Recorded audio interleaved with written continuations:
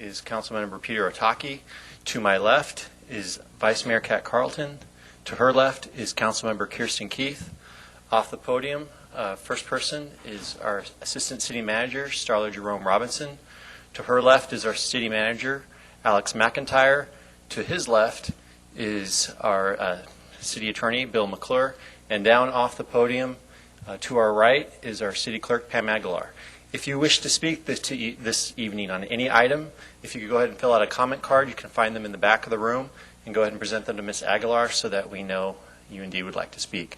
At this time, I'd like to go ahead and ask everyone to please rise and join me in the Pledge of Allegiance. I pledge allegiance to the flag of the United States of America and to the republic for which it stands, one nation, under God, indivisible, with liberty and justice for all. Okay, so at this time we're going to go ahead and start with our study session. And we're going to go ahead and discuss implementing a property-assessed clean energy PACE financing program. Our Environmental Programs Manager, Rebecca Fortu, will make a presentation. Good evening, council members. So I'm going to shorten up this very long name of property-assessed clean energy and just call it PACE. So what is PACE? It basically allows local government to set up programs to help property owners finance improvements such as energy efficiency improvements, like getting a high-efficiency furnace or high-efficiency water heater. It also helps to finance water efficiency infrastructure, renewable energy such as solar panels, electric vehicle infrastructure. And in order for a property owner to participate, they would need to voluntarily put a assessment on their property, and it is still a loan, and it is paid back through the property taxes instead of the loan being attached to an individual. And the average rate for PACE loans is typically 5.25% to 8%, depending on the length of the term. So the benefits of a PACE program. One community-wide benefit is that it reduces greenhouse gas emissions, so it can help the city meet some of its greenhouse gas reduction target for 2020. It offers flexibility to the property owners because the loan, again, runs with the property instead of the owner, so there's less risk to the property owner if they sell the property before the savings are realized on their investment. It also saves on the long-term building operating costs, and there's the more indirect benefits of increased home values, more job opportunities, and increased sales revenue. So I wanted to get into a little bit more detail on how it would help us meet our greenhouse gas reduction target. I looked at some cities in Southern California that have been implementing the PACE program for about 3 years under the Western Riverside Council of Governments, and they include 41 cities and counties. They have about 8,800 completed residential projects. And when I looked at their greenhouse gas emissions reductions, it equated about 3 tons per project of reduced greenhouse gas emissions. So and typically the participation rate in a PACE program is about 1% of the housing stock. So the commercial sector hasn't been a big participant in PACE programs yet, but they are slowly coming on board. So I didn't have data for that, so this is strictly for residential. So if 6% of Menlo Park's housing stock participated, it could reduce an estimated 2,300 tons of greenhouse gas emissions annually. So this would help Menlo Park meet 2% of its greenhouse gas reduction goal, or our goal would go from 27% to 25% if we implemented the program. So challenges of the PACE program. When this idea was first conceived by the City of Berkeley, it was met with high demand, and that got the attention of some mortgage lenders, particularly Fannie Mae and Freddie Mac, who were very concerned that since this loan would be put on the property taxes, that they would be first to be paid off in the event of a foreclosure. So that would leave Fannie Mae and Freddie Mac out in recovering their funds. And so Fannie Mae and Freddie Mac asked the FHFA, the Federal Housing financing authority to give directive on what they should do to protect themselves. And the FHFA basically said that Fannie Mae and Freddie Mac should protect their operations, and ways that they could do it is adjusting the loan-to-value ratios in PACE jurisdictions. So this is not currently implemented, but it is an option. Ensuring that the loan covenants require approval and consent for PACE programs. So this is also not currently being implemented. However, most PACE programs do require that the property owner send a letter to their lender letting them know that they are participating in the program. And tightening the borrow-to-debt income ratio in communities that have PACE programs. And this, again, is not currently implemented, and this would only affect residential properties, not commercial.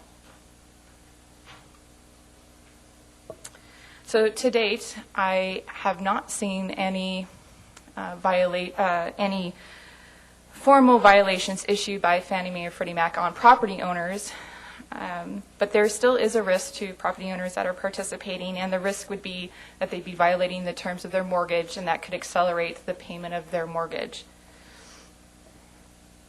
And currently, Governor Brown is attempting to work with the FHFA on addressing their concerns so that this program can really take off in California. In September, Governor Brown wrote a letter to the FHFA saying he was going to make a reserve fund so that anybody who's going through a foreclosure and has a PACE loan attached to their property, that they could be made whole through this reserve program, and then Fannie Mae and Freddie Mac would get their payment. And just recently, the reserve fund was created. Don't quote me on this, but I believe it's a $10 million reserve fund. And there hasn't been a response yet from the FHFA, so they've been pretty slow to respond to California's creative thoughts on trying to make this program work.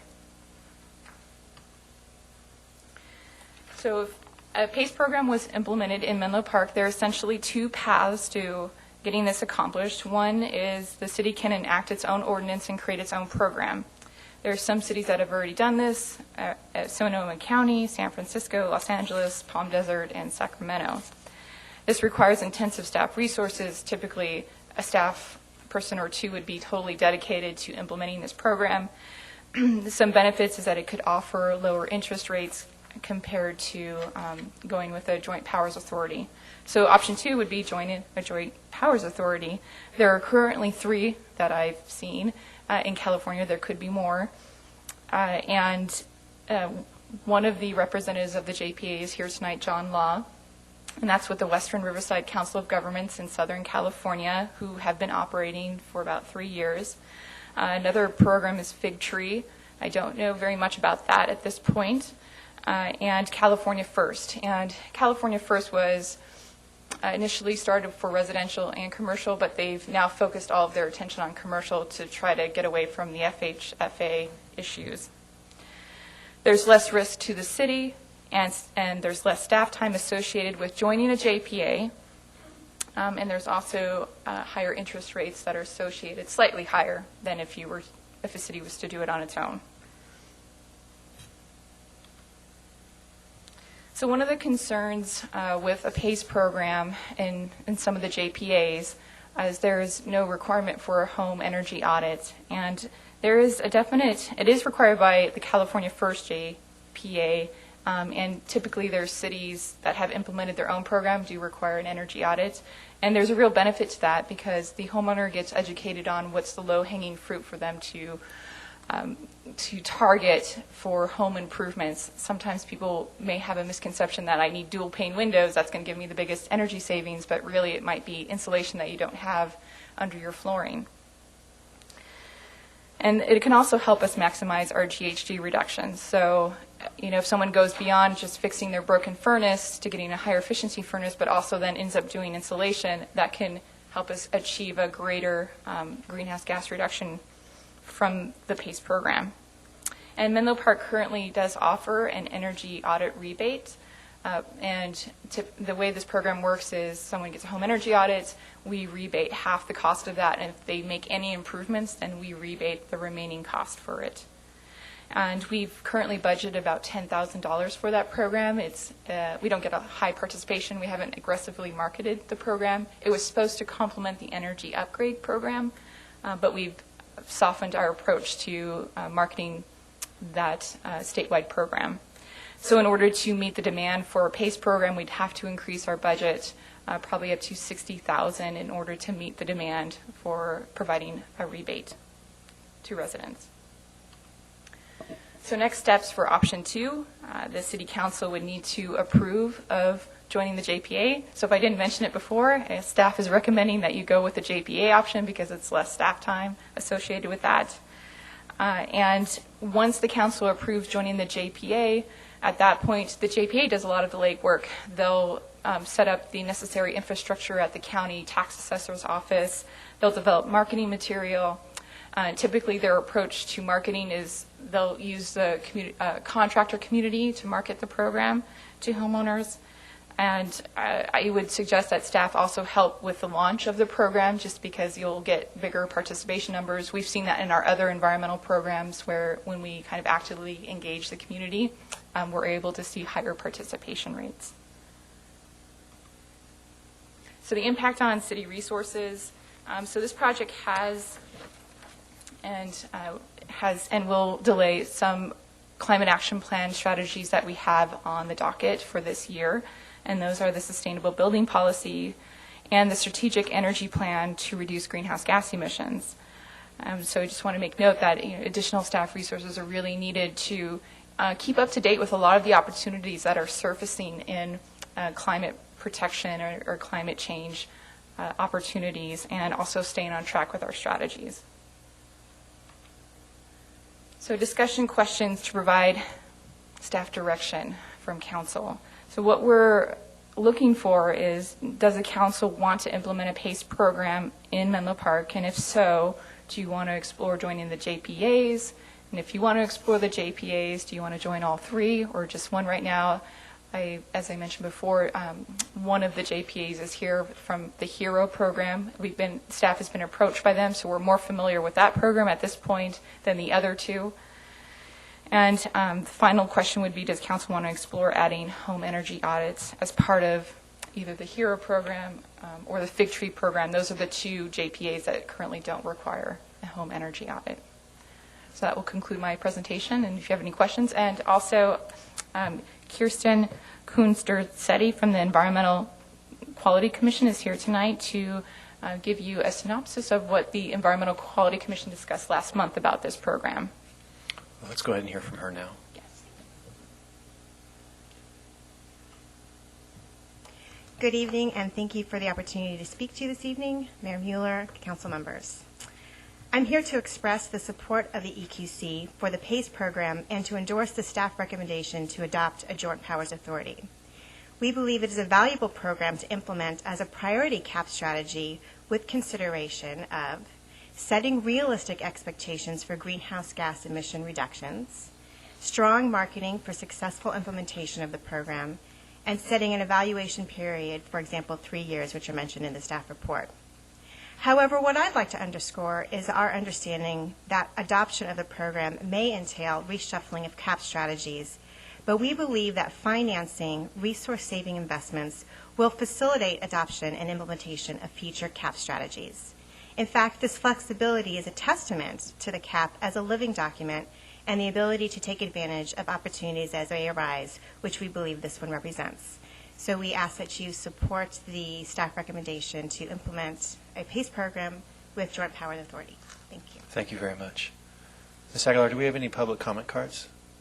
No, we don't. Let's go ahead and move on to questions. Do any council members have any questions? Councilmember Klein.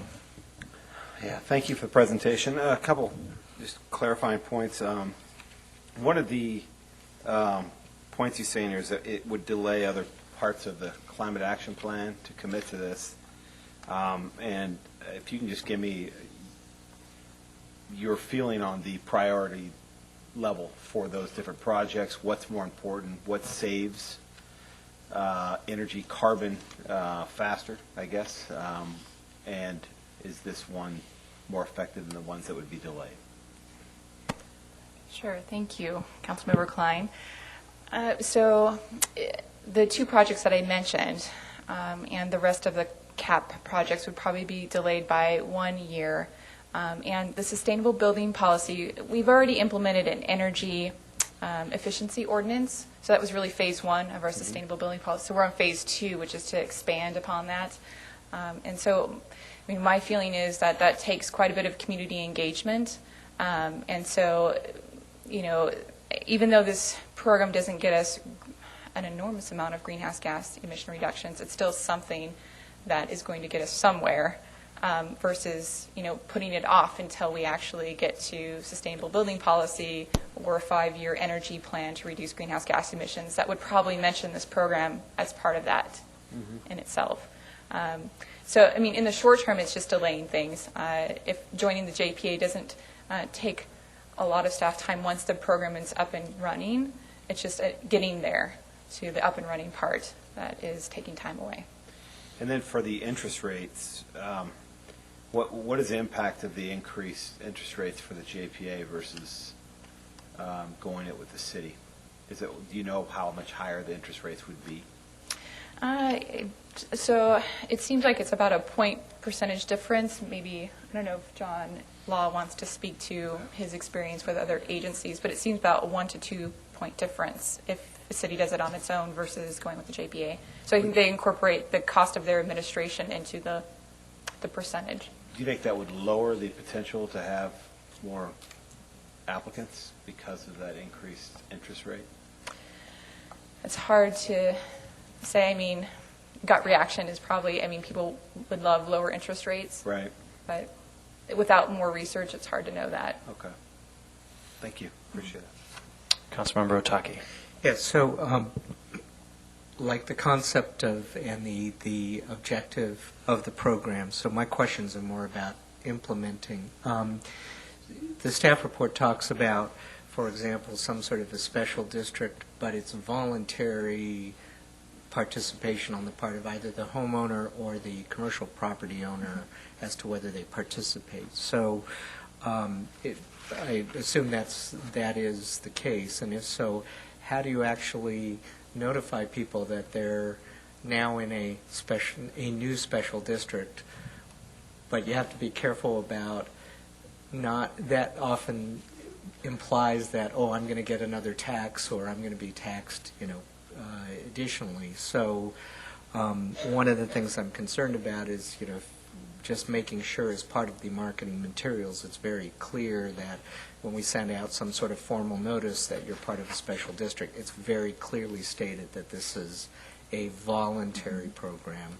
And then the second question, or I should say the question that I have now related to FHA, Fannie Mae and Freddie Mac, is this. I looked in that, I guess that it was either the press release or guidance, and it talked about some states, the objection that they had was that some states require such PACE loans to have a priority lien over existing mortgages. Is that true in California, or how is that? Because I can understand that that's a very, it adds risk to a lender, right? And I know a lot of folks are, given the housing prices in Menlo Park, are certainly have some pretty big mortgages, and I think it's going to be important that that's cleared up, that particularly on the residential side. So I would like to, again, this guidance and clear up that issue, or at least find out more information about making sure that it shouldn't be a priority lien, but rather because otherwise it may have a unintended impact on the sort of mortgage process on the residential side. Obviously not so worried about it on the commercial side, so certainly encourage it based on your presentation, but I would like to see some research done to make sure we can address that issue. And that's it. Okay. Councilmember Keith. Thank you for your presentation, Rebecca, on that. Just a couple of questions. one thing you talked about, and it's already been elucidated here about the rate, that it's higher. And it is higher, but for example, if somebody were to get a equity line of credit, they'd have a lower lending rate, but they're harder to get. And is that right? Yes, yeah, there's definitely other options out there for a property owner. And this program doesn't require a credit report, for example. Right. So it is a little bit higher of a percentage of lending, but it's easier to get.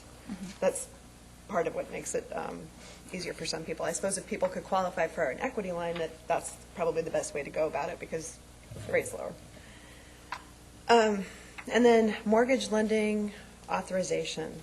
So that is required for the commercial properties, correct? And maybe Mr. Law wants to answer some of these. I don't know. Yes, yeah, so that's been a slower starting program.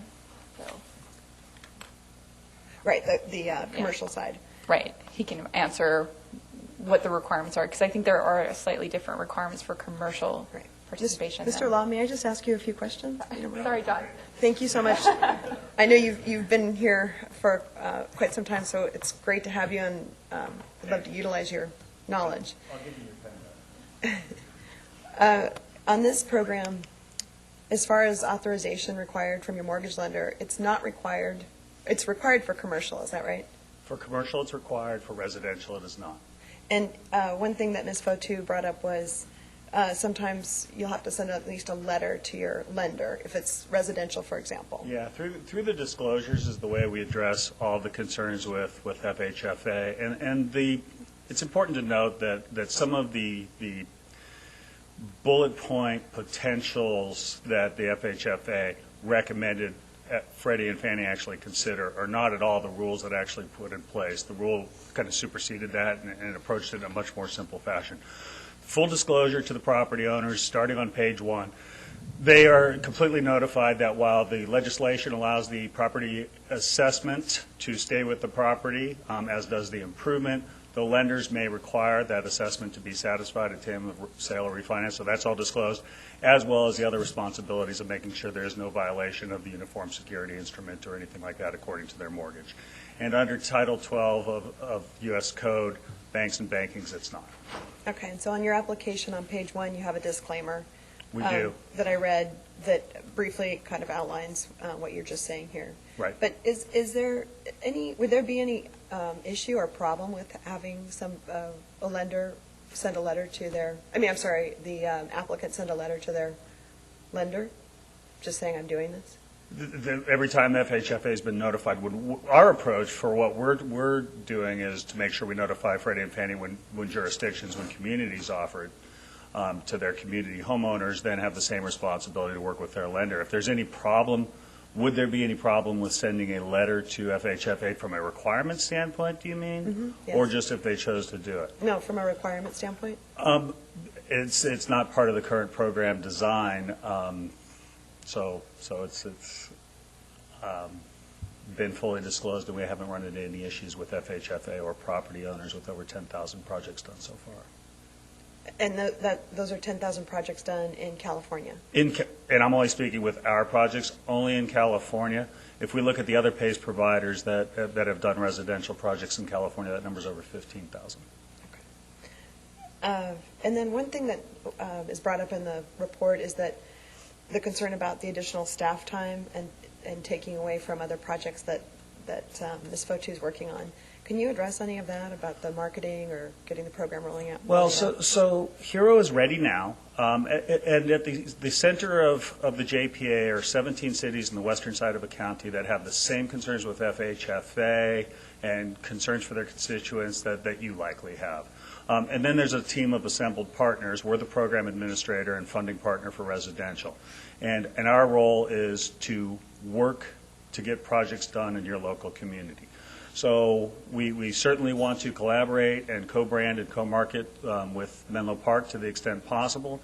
And if that's not possible at all, which many cities choose not to engage other than to pass out the printed materials we provide, we're able to take it from that approach to meaning zero staff time, zero resources, if that was the route you chose to do.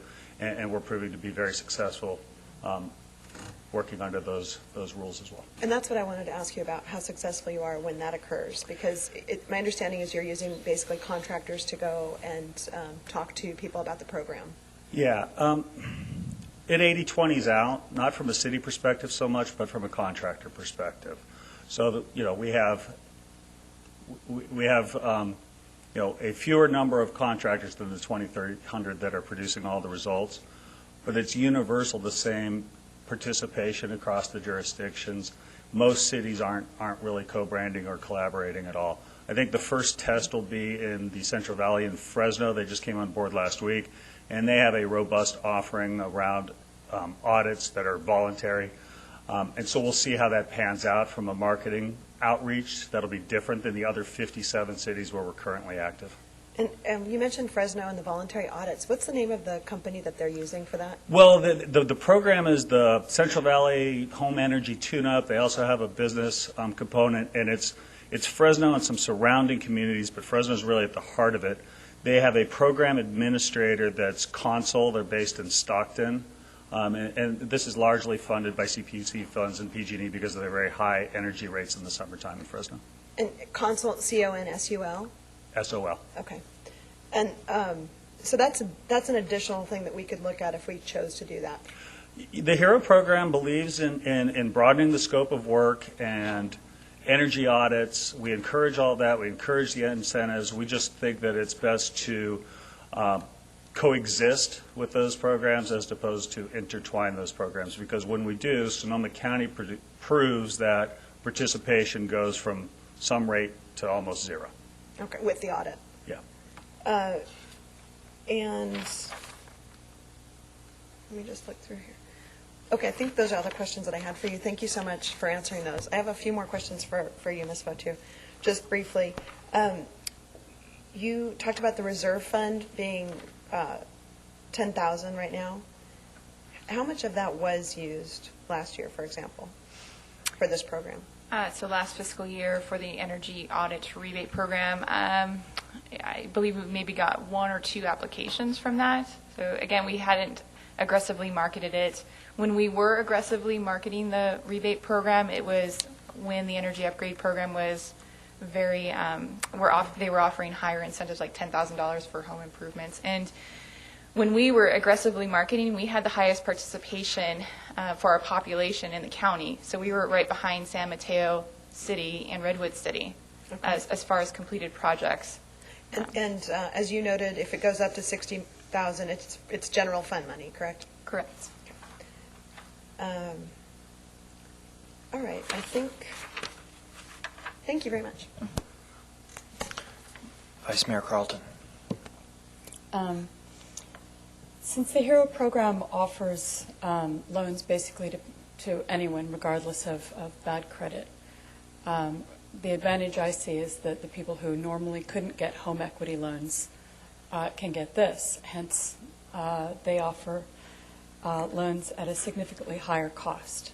The percentage that they charge is much higher, I'm assuming, to offset the fact that they're offering loans to people who couldn't normally get loans, regardless of the fact that they're very, very secured loans, much to the chagrin of Fannie Mae and Freddie Mac.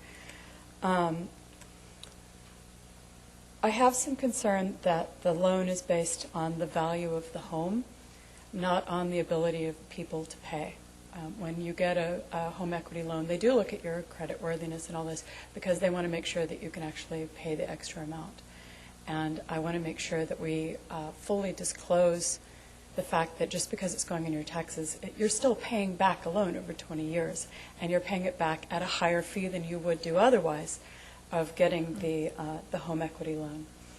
And I want to make sure that people are really aware of the fact that I've done some research on this. They may be liable to pay the loan amount if they sell the house, and if they have a loan like Freddie Mae or Freddie Mac, this may prevent people from being able to refinance their homes, which is a significant impact on their decision. And having looked at the contract, I'm not sure people really read through contracts thoroughly. And there's a lot in this that can really impact people financially, and it seems like a really great idea. I want to make sure that the details clearly get across to people. And with regards to the energy audit rebate program, you and I have discussed the fact that that's broken, that we've had some serious problems with the contractors that are providing that program because they are the anointed few who can offer the energy audits, so they've been significantly raising their price. And so I would like to see capping how much people can charge for energy audits. And I was interested to find out that no other city in the state of California is requiring energy audits. I don't know if did you want to address why do you think no other city is requiring the energy audit? I mean, No other city that's utilizing HERO for residential is requiring audit. right. Our commercial program, there's some differences there. So when we're speaking about this, we're speaking about residents and property owners of residential property. In the spirit of what we're trying to accomplish with this legislation that passed in 2008, which was to try to find a way for energy-efficient products to be competitive financially, to help folks make environmental decisions and to improve their efficiency and get a higher SEER rating furnace or AC unit or something because they could afford it. And also in the spirit of that kind of efficiency is what's the best way to approach and scale a program, meaning one that we don't run out of money at the end of the fiscal calendar because our government program or public financing ended and therefore the program stops. So what we've done is we've taken an approach that we created this JPA mechanism as a result of statewide demand where we are going to market with the same program statewide, which means that we can scale. We have an investment community then that can look at us. We can pool and securitize our bonds because these programs are all similar. The reason there were so many, we believe, the reason there were so many starts and stops in California in the early days of PACE were there was a whole bunch of different programs with a whole bunch of different temporary sources of funding and really no way to scale. So my answer to the reason that no other cities that are using HERO have chosen to do audits is because it's really not an option to participate in our program the way it stands, at least the way for us to manage it. If there was a way to manage that at the permit counter or some other means for the city to do that, so be it. But for us to scale and for us to create a replicable program that lives in the spirit of what ABA 811 aspires to do, we have to have something that looks the same and consistent across the board. That's our approach. Now, you're selling this, as I understand it, really through contractors? Contractors are increasingly, they're over 90% of our source of origination now. And there's 40 years worth of energy efficiency research that says make it simple for the consumer and make contractors the sales force if you want to get results. And that's the recipe we're following. While we have portals and property owners can manage this entirely on their own and will co-brand and collaborate in terms of marketing, those are the numbers. That's where the work's coming from. So if I wanted to put on solar panels on my house, and I call UBS, who's a contractor, and UBS is one of your people that offers your program, they would say, hey, did you know, talk me through how I would find out about your program through that contractor. Yeah. So about a third of what we do is solar, which is usually planned, right? It's not like the furnace breaks and I need warm air, so it's a little bit different scenario. We don't interrupt the workflow. So the way the work is occurring today is the way it can occur with HERO. We select the project, we get an instant approval, 2-minute application process, and either HERO is available for this property or it's not. So the contractor would tell me, do you know about the HERO program? The contractor would say, I take cash, I've got this type of financing, we've got consumer credit, or we have HERO as an option. So who would give me the contract? Would it be a representative from your company, or would it be the contractor? It would be the contractor in most cases, unless you picked up the telephone and dialed 1-800-411-HERO and worked through through the process yourself, which you could do. It just doesn't typically go that way. My concern is contractors are really good at being contractors. Yeah. They're not necessarily really good at being financial advisors. Right. Like banks are, who offer home equity loans, who can look at people's ability to pay and say, yeah, you've got a lot of equity in this house, but you're earning this amount and you have this amount of debt and what have you, and have you really considered the fact that this is going to cost you an extra X amount? You know, whether you pay through your taxes or whether you pay directly to Wells Fargo, you're still paying off a debt, and in this case, you're paying off a little bit more than you would do through Wells Fargo. So my concern is making sure that people, it's putting the onus on the contractor to explain to people the financial impact of this, as well as, for example, they may not be able to qualify to refinance their home without repaying this, and how do you address that? Well, so quality is really important to us. We're protecting a fairly new brand, and we're protecting a really solid reputation. So contractors do have to, participate in an agreement, a contract with the program, to demonstrate, to represent the program appropriately, to make sure they're not representing themselves as the city of Menlo Park, to do all of those things. The compliance and the process that we go through, I think, is the reason that we have resulted in such very high satisfaction levels with our contractors. We have over 90% of our project property owners are happy with their contractor, and that's pretty high marks for that kind of industry. And it's pretty simple in the program design, but they can't get paid till it's done right. They can't get paid if all of your permits that are required get submitted and are processed, which isn't happening today. And they can't get paid until we talk to the property owner, till we verify that they are who they're supposed to be in terms of owner of record, and that they fully understand what they've gotten themselves into in the terms of the financing. And I think that's why we're seeing exponential growth and great referrals. Okay. Sorry, I'm just looking through because some of the questions I had have already been asked.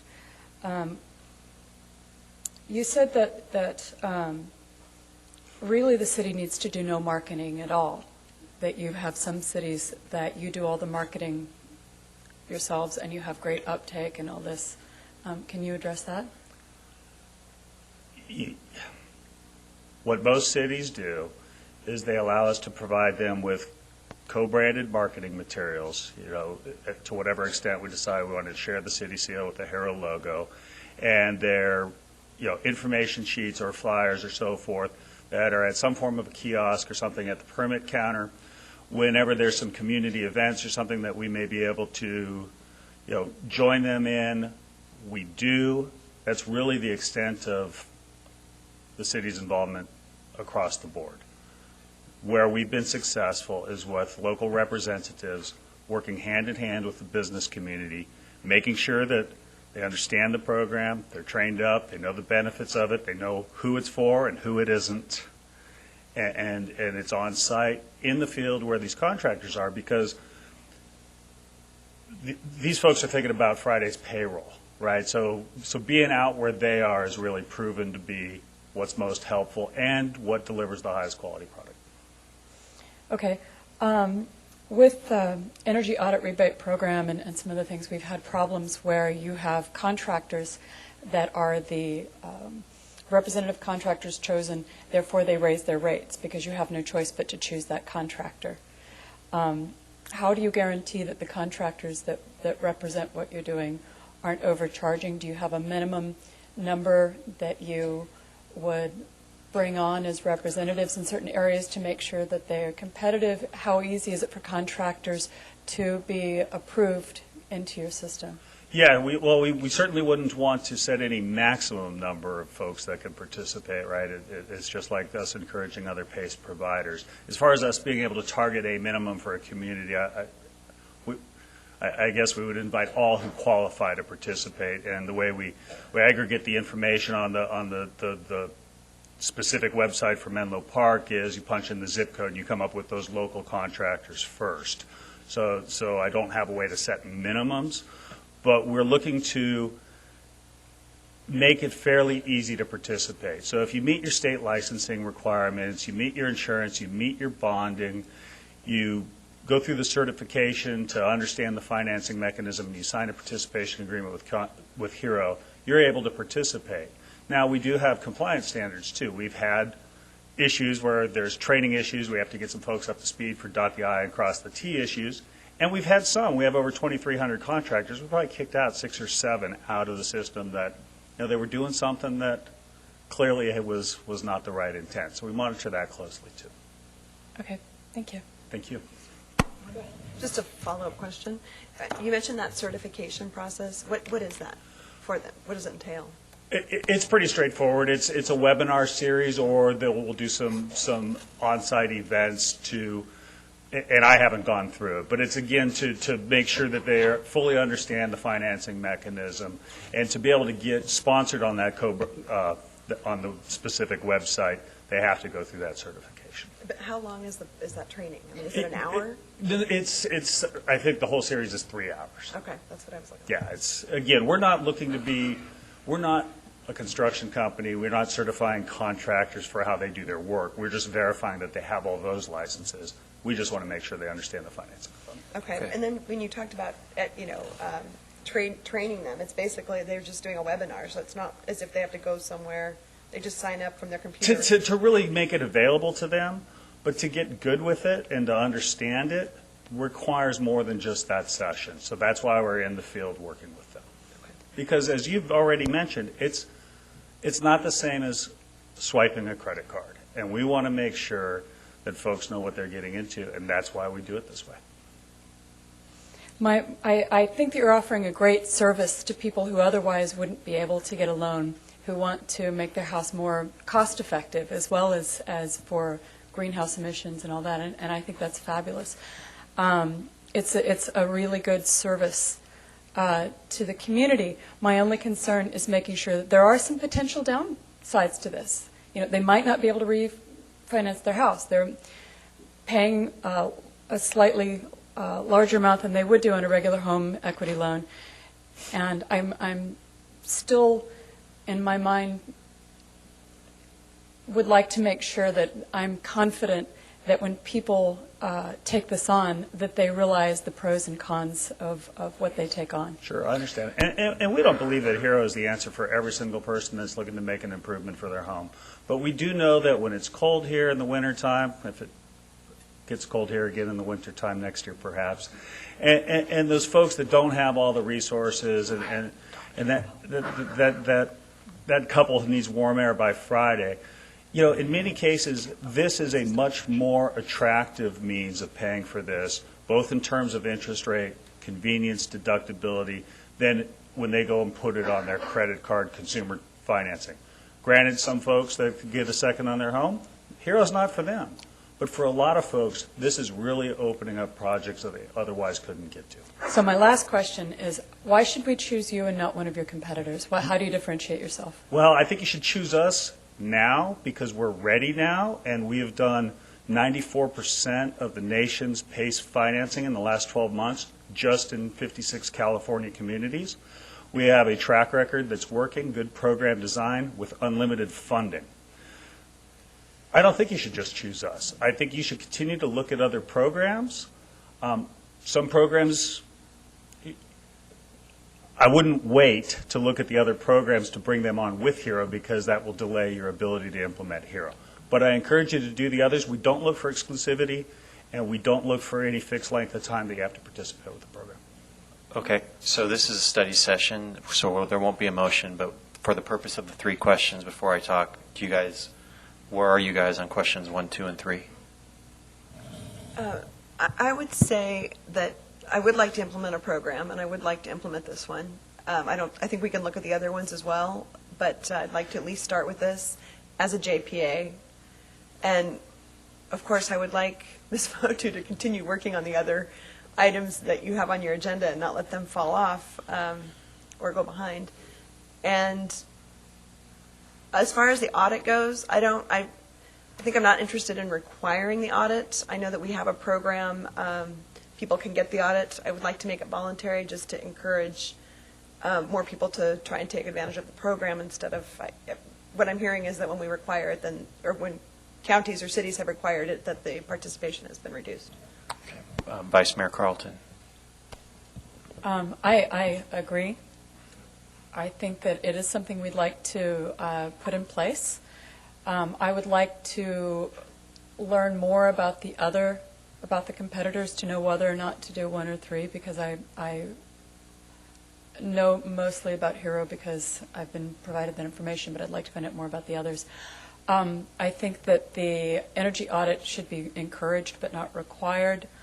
The only thing I would add is I would like to see a page that clearly outlines the pros and the cons and have them sign something, develop something just to make sure that they realize in more than just fine print of a contract that they might have an impact on their home financing, their payment when they sell the house, outlining some of the impacts that they're taking on, so that we know for a fact that they're aware of the pros and the cons as they go into this.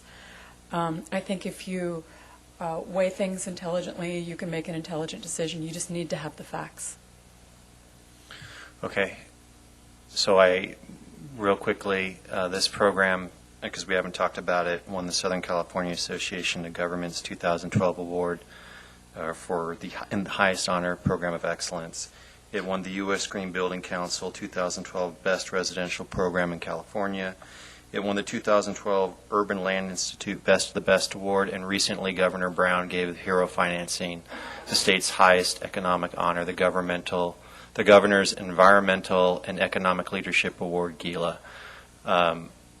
San Jose's already adopted this. Santa Clara County's looking at it right now. So a number of jurisdictions have. If you look at residential carbon emissions, that accounts for 40% here in Menlo Park. And so if we can start the ball moving on that now, great. I agree with Kat. I think we need to look at making sure that we notify the public correctly. I think that's something that we work out in the details. Answering the questions, 1, I do want to implement the PACE program. I want us to move toward that, but we're not voting on it tonight, so the devil will be in the details when we do it in terms of notification. 2, I want the council I want the mechanism we use to create a marketplace that people can go to and decide which JPA they want to join. So if one meets the minimum requirements set forth by our city staff as a JPA that could provide these services, I want there just to be a mechanism in place that they get into the system. I want a competitive marketplace. 3, I don't want the energy audits.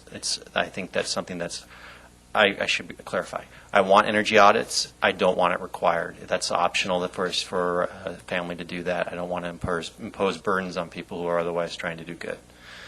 And I think we are done with our study session. So thank you, Ms. Fotu. Thank you, all of you who are on this issue tonight to come. Greatly appreciate it. So we're going to go ahead now and move on to our normal agenda. We have no report from closed session this evening. We have no announcements. Oh, actually, that's wrong. We do have announcements. The city is currently recruiting for multiple seats on the Environmental Quality, Housing, Library, Planning, and Parks and Recreation Commissions. We have quite a few commission openings, basically everything. Applications are available online from the city clerk and are due April 14th. And we're going to go ahead now and move on to our presentations and proclamations. I'm going to go ahead and come down to the podium for that.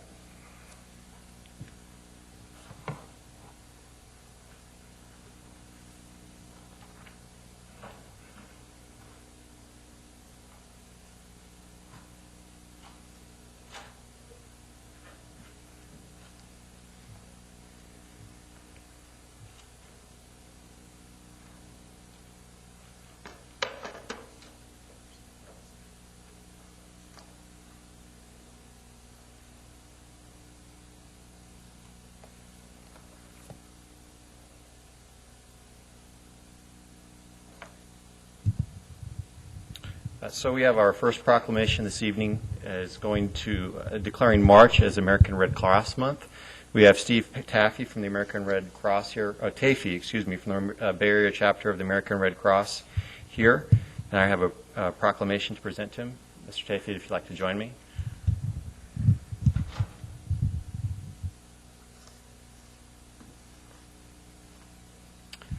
Whereas March is the American Red Cross Month, a special time to recognize and thank our everyday heroes, those who reach out to help their neighbors when they are in need. And whereas the American Red Cross has touched many lives in the city of Menlo Park, as well as across the country and around the world. And whereas during American Red Cross Month, we thank those who contribute to the mission of the Red Cross, whether through time, money, or blood, and we invite others to support the Red Cross in helping people in need down the street, across the country, and around the world. And whereas across the country and around the world, the American Red Cross responded to hurricanes, tornadoes, floods, and wildfires, the tragedy at the Boston Marathon, and Typhoon Haiyan in the Philippines.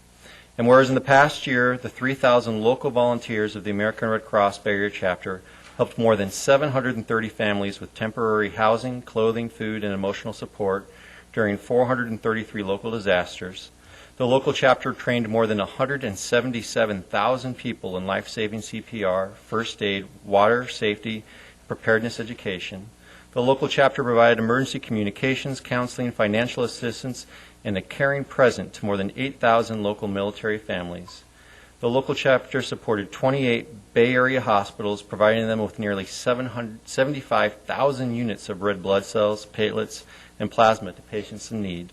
And whereas we dedicate the month of March to all those who support the American Red Cross mission to prevent and alleviate human suffering in the face of emergencies, our community depends on the American Red Cross, which relies on donations of time, money, and blood to fulfill its humanitarian mission.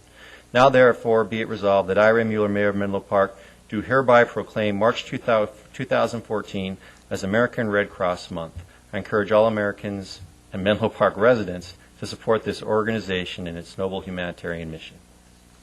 A round of applause for Mr. Tafey and the Red Cross. Mr. Tafey, would you like to say a few words?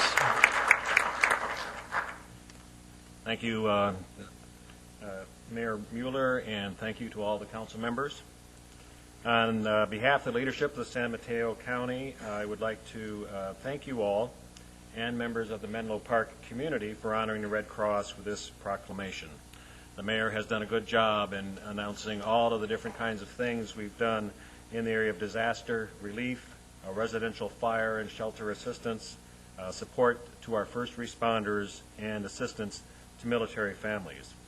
And it is our mission to continue all of that good work in 2014.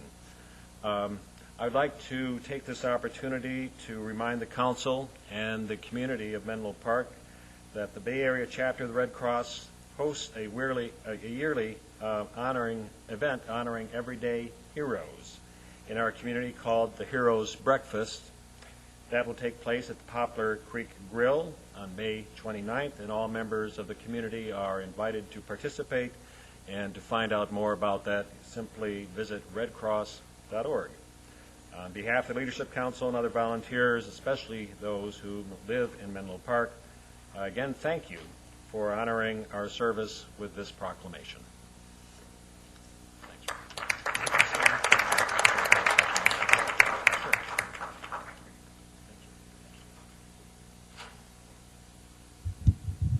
Okay, our next presentation this evening is a presentation of commendation to the Boys and Girls Club Youth of the Year and leadership class participants. If you guys could go ahead and join me at this time. And Mr. Fartenbaugh, did you want to say a few words as well?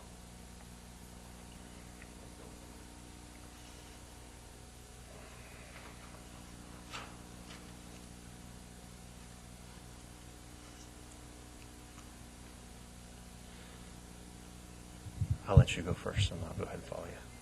So at this time, I'd like to introduce Peter Fartenbaugh, who's the Executive Director of the Menlo Park Boys and Girls Club of the Peninsula. So it's an honor for our fine young men and women to have a chance to be here and present to City Council. And you'll hear from Dudley and Stacy, two of our absolute stars. And I want to thank Mayor Mueller for his wonderful partnership with us in bringing his leadership program to the Boys and Girls Clubs this summer. And we hope to replicate that again in the future. So thank you to all the City Council members for all of your support and interest in what happens at the Boys and Girls Clubs. It's a fun place, and we're going to keep it going. So I'll turn it over to the two stars of the evening.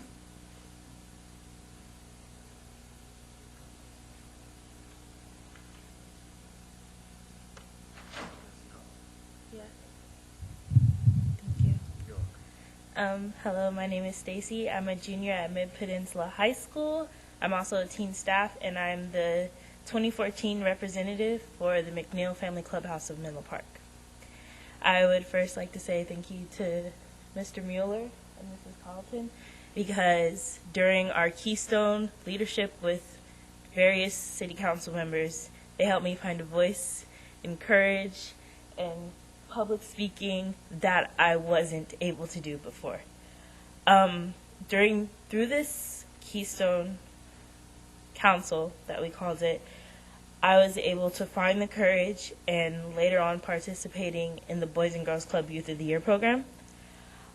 I ended up going to the finals for the Peninsula, and it had me reflect on the council that we had with Mr. Mueller and Mrs. Carlton and others, to know that we are heard in the community, and that whatever we want to be heard in the community starts with us in the community. And just to know that we can do it and will do it as long as we put our mind to it. And the Keystone Council helped with that.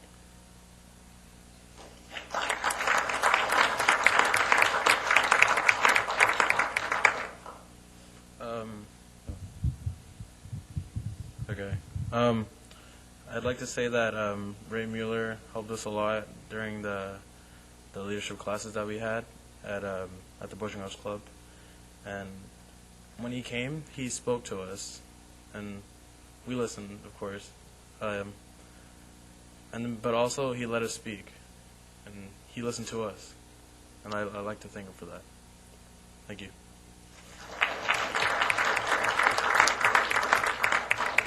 Okay, well, I thank you, but I actually invited you here tonight to introduce you to the Menlo Park community.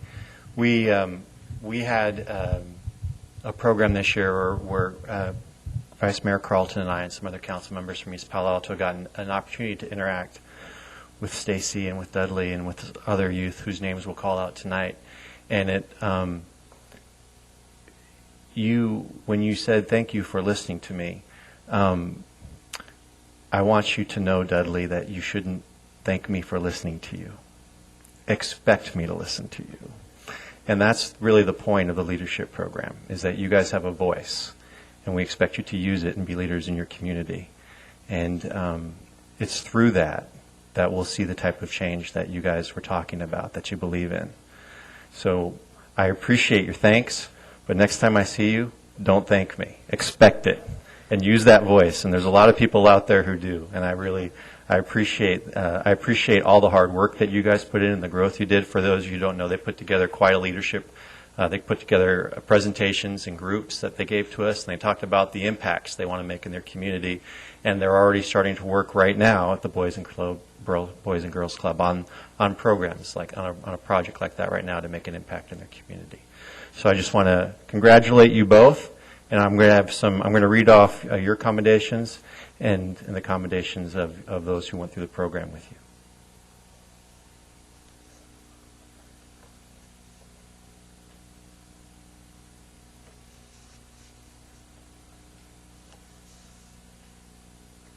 So we got to write you right away. Our first commendation, the certificate of recognition this evening, is for Dudley Ryder.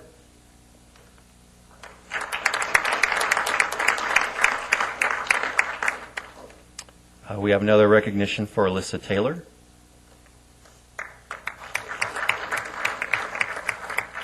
For Amelia Mahoney. For Stephanie Zarate.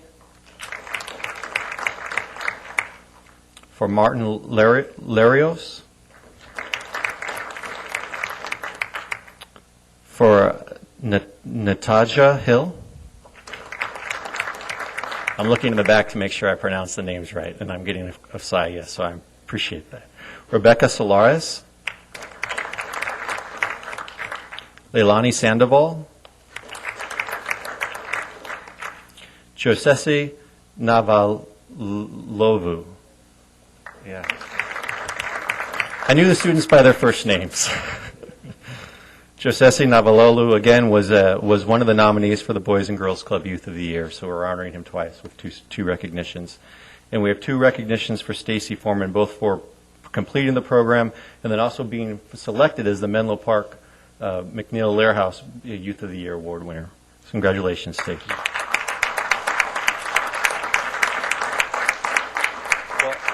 And we'd like to take a picture with you before you leave, but before we do that, we have a surprise proclamation.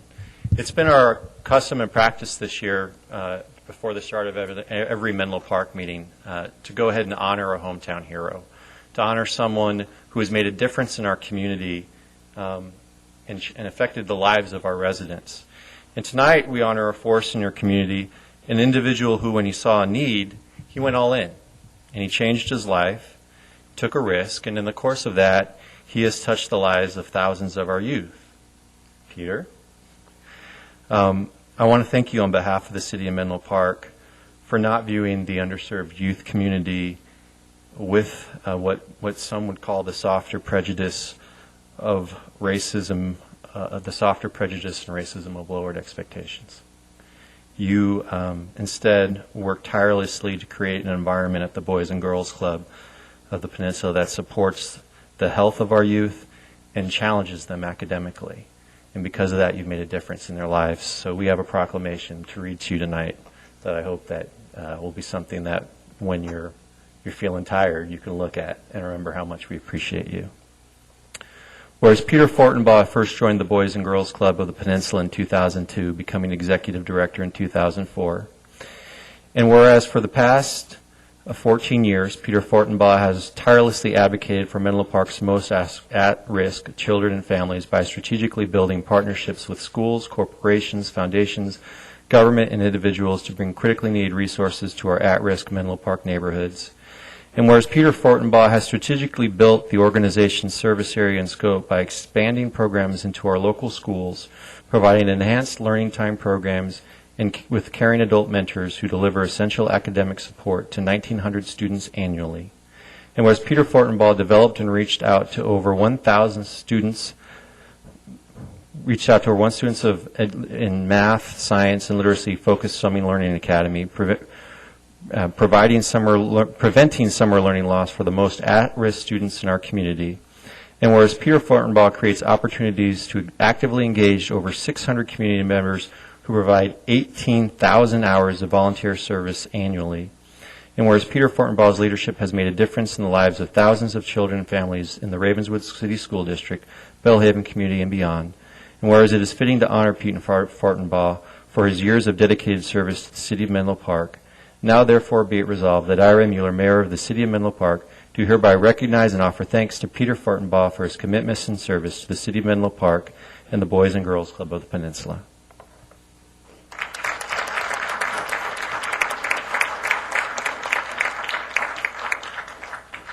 So we're going to go ahead and ask you guys to join us over here so we can take a picture with you out before you leave.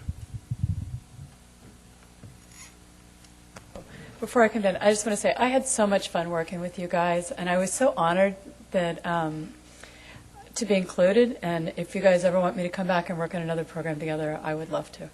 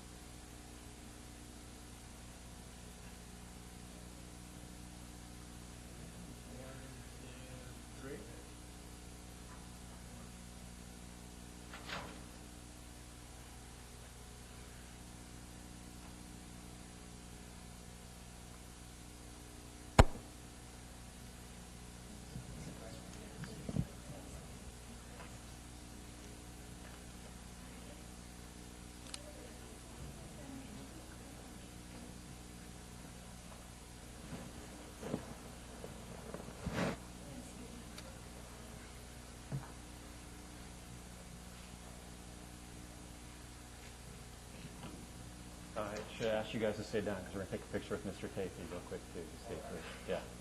So.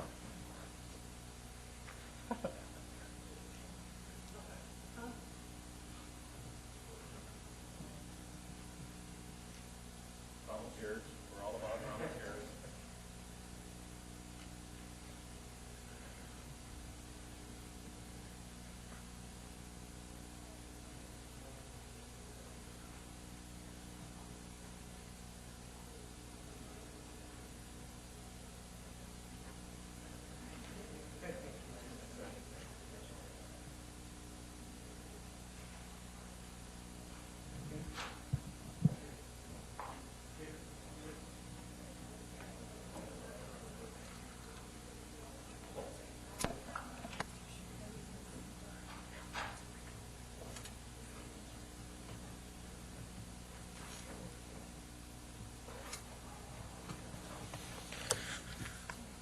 All right, now moving on. We're going to go ahead now and move on to item A3, a presentation by the California State Coastal Conservancy regarding the South Bay Salt Pond Restoration Project.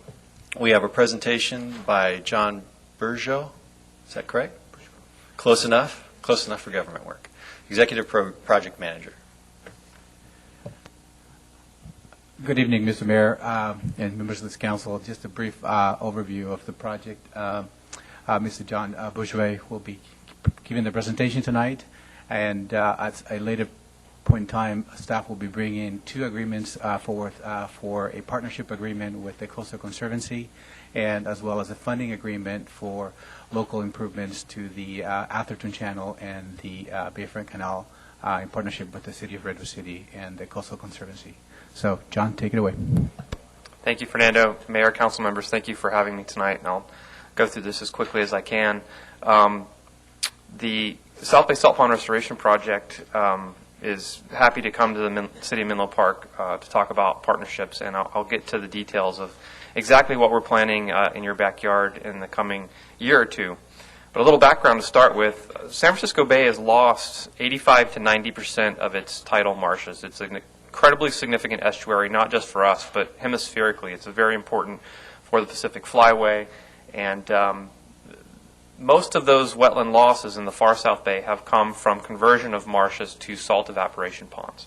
And that leads to our project. In 2003, there was this landmark public-private partnership that put over 16,000 acres of these salt ponds back into public ownership for the sole purpose of restoration of these habitats. Over 15,000 of those acres are in the South Bay. This is what our project footprint looks like. If you look at the areas in green and blue, those are our project footprint. So over here in the Menlo Park area, this is the smallest of our complexes, the Ravenswood complex. But collectively, these green and blue areas comprise our restoration project. And 15,000 acres is kind of an abstract number. To put that in a little more context, that's an area about the size of Manhattan. That makes this, outside of the Everglades and coastal Louisiana, this makes this the largest wetland restoration project in the United States. So it's a very significant project. And there's a lot of good reasons to restore wetlands. We have endangered species issues, but the flood control and water quality improvements cannot be overstated. There's a lot of anthropomorphic or human interest reasons apart from just the luxury of restoring habitat for some endangered species. There's a lot of good reasons to do wetland restoration.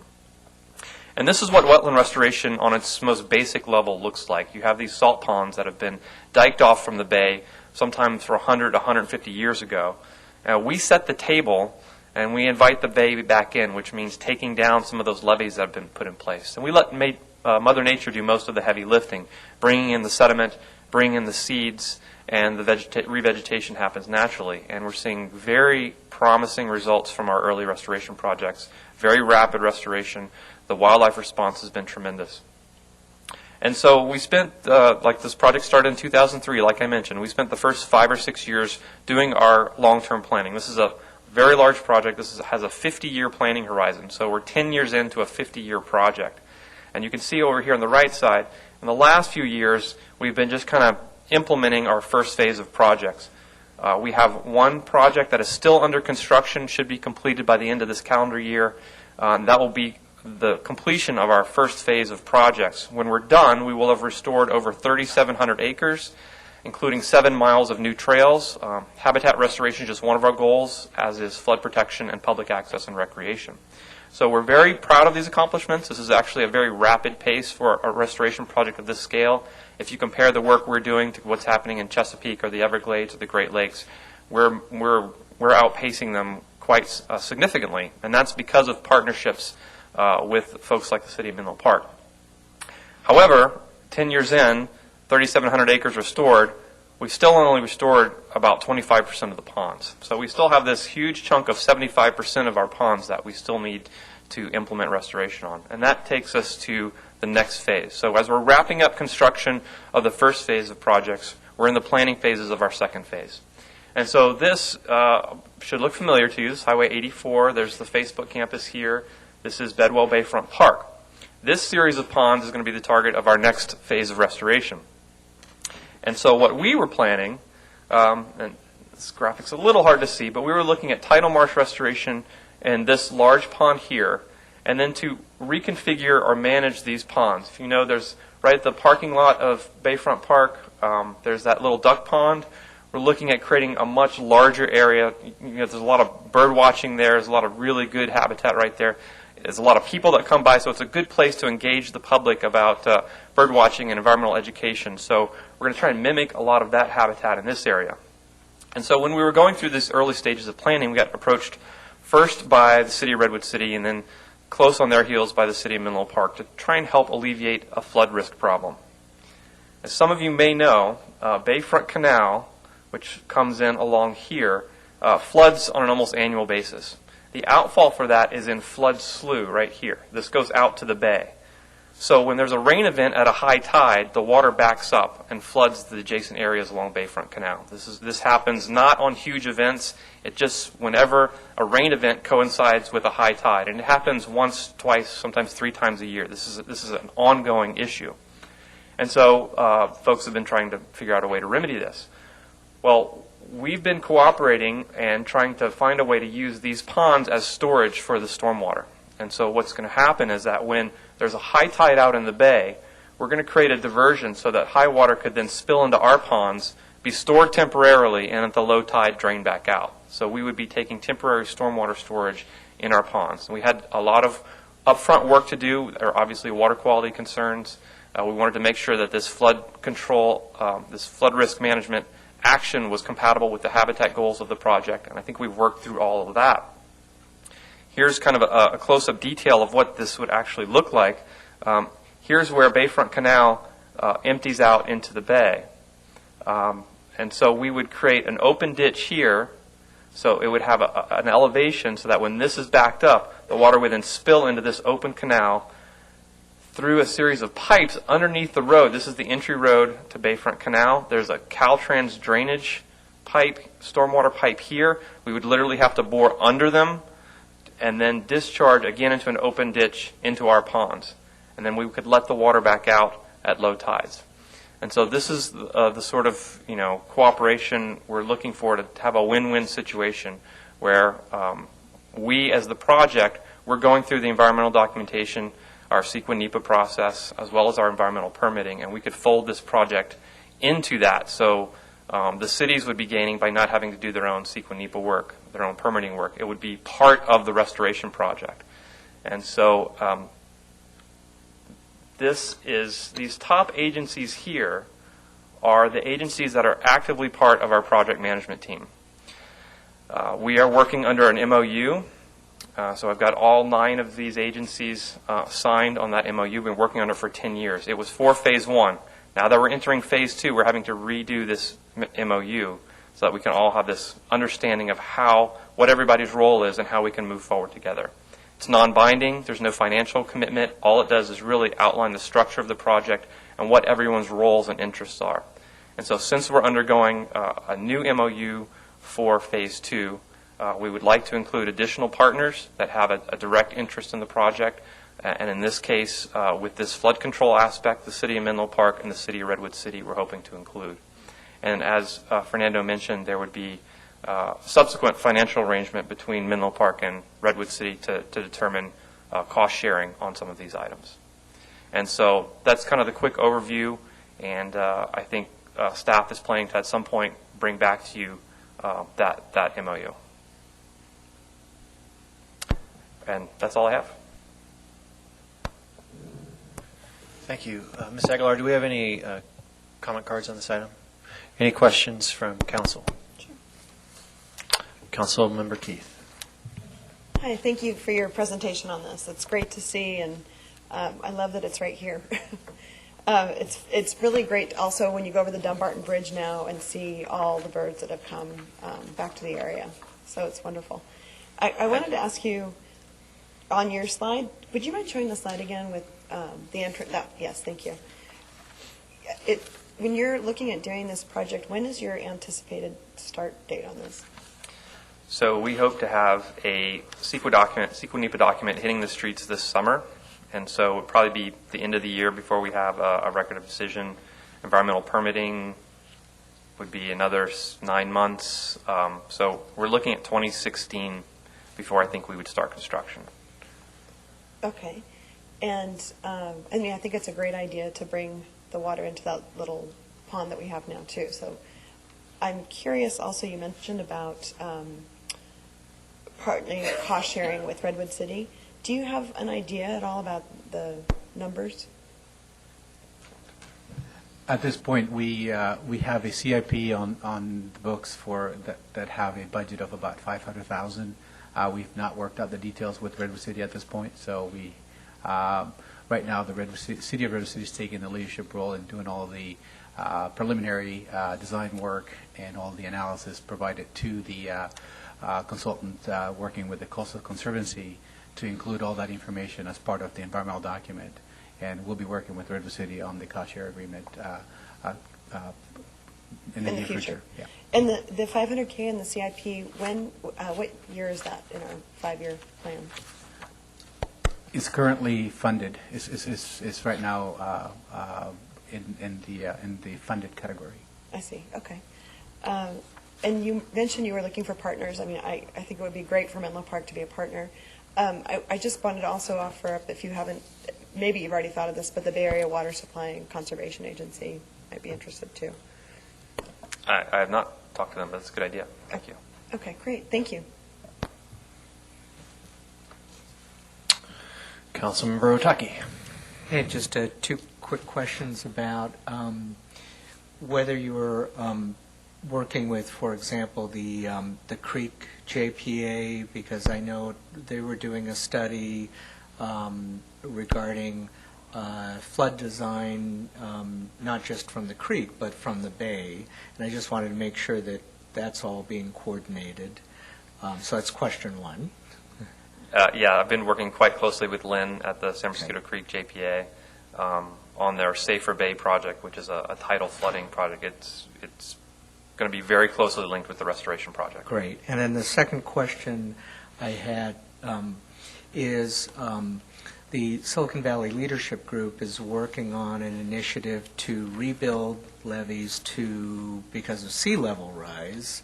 And so are they and you working together in a way so that we can restore, but then like rebuild levees, or I guess on the other side or on the nearer side?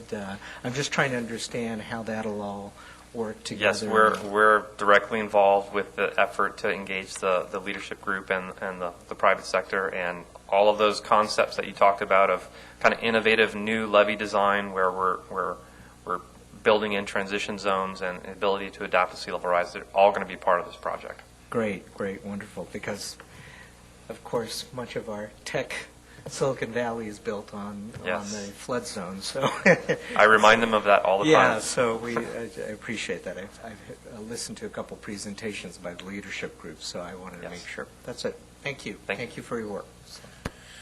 Vice Mayor Carlton. Well, I've been very active in bird conservation for about 15 years, so this is wonderful, and I want to thank you very much for your work, and I just want to say I look forward to finding ways that we can work to support the work that you're doing. Thank you. I look forward to that as well. So I confess, is there an ask here at all? I kind of missed it or it went over my head, or maybe I just, yeah, it was subtle. Is there an ask? Is there something you'd like us to do in the future? I would like a signature on the MOU. That's about it, really. I mean, we just want to formalize the partnership. Okay. Yeah. Want to make sure. Yeah. All right. And no other questions tonight? Thank you very much for the presentation. Thank you. All right. We're going to go ahead and move on to item B, Commission Vacancies, Appointments, and Reports. We have an Environmental Quality Commission quarterly report on the status of their 2-year work plan. The Chair, Chris DeCarty, will give the update. Welcome, Mr. DeCarty. You can go there. Sure, it's great. Oh, sorry. We have to turn it around.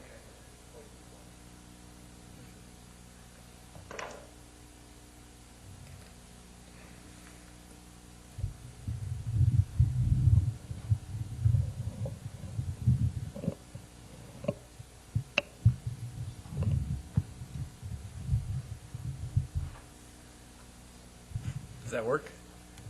You can hear? That's great. I just can't see. Give me a second. Thanks for this opportunity. I'll be brief, mostly because you have already spent an extraordinary amount of time tonight working on issues that are near and dear to the Environmental Quality Commission. So with that already, thank you for the time on both of these recent topics. I'll touch just a little bit on administrative stuff and then on 4 things that are top of mind for us right now. Administratively, we've just switched vice chairs. So Mitch Slomiak, who's been chair and vice chair and served really in that way sort of an extraordinary duration for us, has stepped down, and Commissioner Marshall has taken over, and the expectation would be that when we rotate, that at the end of my term as chair, Commissioner Marshall would step in, and that would be in the next couple months. So he may be the person who is doing this presentation for you next time, just so you have an awareness of who to touch base with on particular issues. Main issues of concern for us. The first one I want to touch on is trees. And I want to thank you, and I want to thank the Planning Commission. We've had recent engagement on the Sharon Green Apartments project, which has an extraordinary impact on trees. And as you know, the way that Heritage Tree process works right now, that would not normally have come through the Environmental Quality Commission, which is one of the items that we've identified to be addressed later this year when you have on the agenda to take a look at redoing that structure of how we do heritage trees in the city. We think that's a great change to move toward, and it was terrific to be able to have us engaged in that process early on. Specifically, though, I want to say we were frustrated by how that process went and how our recommendation had been characterized coming forward to you. So I know you have this agendized, I believe, in the next City Council agenda. Commissioner Bedwell is going to be presenting on that. But the thing for us is that we believe this is a great opportunity not to treat this as a one-off tree-by-tree basis, but you can actually look at almost as an ecosystem of trees and figure out a way to protect the entirety of the heritage tree and then the growing trees that are in that whole project, essentially setting a cap that you might come down below for some period of time and then reach back up to again. And the way our recommendation was characterized made it sound like that was going to be impossible because we would have expected heritage trees to be put in place, replanting the trees that are proposed to be cut down. That's not what we were talking about. It's just that you have trees that are approaching that maturity, and there is this weird inconsistency or in the policy which would essentially allow a tree that is just a little bit smaller than heritage tree size to be cut down without any potential attention paid by the community, but then it grows just slightly more and all of a sudden it's a heritage tree. There's got to be some way to be able to allow those to move into a heritage tree status in a way that makes sense for the whole community. So that's just a brief preview, which I probably went into too much detail, but would really ask you to look at that one specifically, and then as we look at heritage trees later this year, it will be important. The second one is on climate. It was great to have the discussion on PACE. Vice Mayor Carlton, I thought you asked great questions about that and about implementation. That was a large part of our discussion at the EQC, as you heard about. One of the things we just want to reinforce is that this issue of addressing emissions in the city is one that is not a net cost to the city and the city's residents, is a net benefit. And so to reinforce what Commissioner Duracetti said, which is one of the frustrations is that you don't have the staff time. You need 3 Rebecca Fotus to be able to execute this work, and if you did, it would be able to work better for the community. This program, if it's implemented at a scale that's greater than it's been implemented in any other community, would only be 2% toward that 27% reduction. The key thing is information, it's marketing, and it's financing, and putting those together in a coherent way. And that's a role that the city absolutely needs to play. And so as the Environmental Quality Commission, we just want to reinforce that taking action and putting PACE in place is terrific, but we're not going to be able to meet our targets if we don't actually invest in the infrastructure and the staff to be able to accelerate that. This gets to the third item, which is the general plan. We very much look forward to working on the general plan with you as that moves forward. We think there are ways that that can be put in place with the general plan to be able to address our greenhouse gas targets, to address some of the issues that Commissioner Otake raised about sea level rise, and so are really appreciative of the early engagement with the city and look forward to working along through that process. And then the last item I want to give a heads up for is San Francisco Creek and the potential proposal about changing bridges and putting flood controls in the creek. We get a lot of interest at the EPC on heritage trees, specific heritage tree issues. This issue has already had us deluged as commissioners with people in the community that are concerned about it, so it's just a heads up that this is something that I think is going to be very important to the immediate neighborhood and more broadly. We're already hearing about that, and so we want to make sure that we can play an appropriate role for you in an advisory capacity and to get that in the right point of order. So those are the key things that are on our minds as the Environmental Quality Commission. We continue to really appreciate our working relationship with the staff and with you. And thank you if you have any questions. Thank you, Mr. Carty. Do we have any questions? No. Thank you for your excellent work. Please pass it on to the rest of the commission. Thank you. Okay, we're going to go ahead and move on to item B2, consider applicants for appointment to fill 3 citizen vacancies on the Finance and Audit Committee. We have no staff report on this item. Do we have any nominations? Councilmember Otake. Actually, I have 2 I'd like to nominate, but I'll do one first, let other council members. Les Dennand. Okay. Who's in the audience. Vice Mayor Carlton. We're doing one each. Les, I think, was fabulous. Amy Campbell, I would add to that. Okay. Councilmember Keith. I'd like to add Laura Phelps. Okay. Can I make a motion that those 3 be approved? Well, we have Rich and. Oh, sorry. Go ahead. It's okay. Rich. I'll nominate Ann. Okay, now I'm going to nominate Stu Stoffer. So they're all nominated. Oh, so they're all... Okay. So now each nominee will be voted on. Each council member gets 3 votes. The 3 nominees to receive a majority of votes will be appointed. So we'll go ahead and start with Ms. Campbell. You want to write? Can we do it by a show of hands? Yeah, show of hands. Okay. Ms. Crabb? We're doing 2. Oh, hold on. 3, okay. Mr. Denend?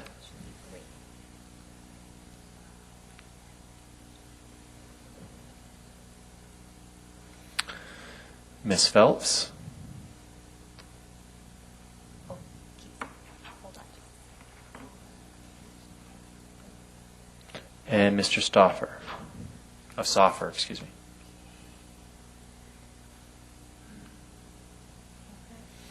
Okay, we have our 3 new Finance and Audit Committee members. Ms. Crabb, Mr. Denend, and Ms. Phelps. Congratulations. And thank you to the others who applied, Yeah, too. thank you to the others who Yeah. applied. And please note, we'll keep your name on the list should other openings come up. And to that point, we have many commissions open right now, as I indicated at the beginning of the meeting, on environmental, quality, housing, library, planning, and park and recreation commissions all have vacancies, so we encourage you to please apply. Mr. Mayor? Yes. I think we were asking, too, if you could appoint one of them for a 3-year term and 2 of them for a 2-year term. Okay. We can go and do that now. So what were the terms?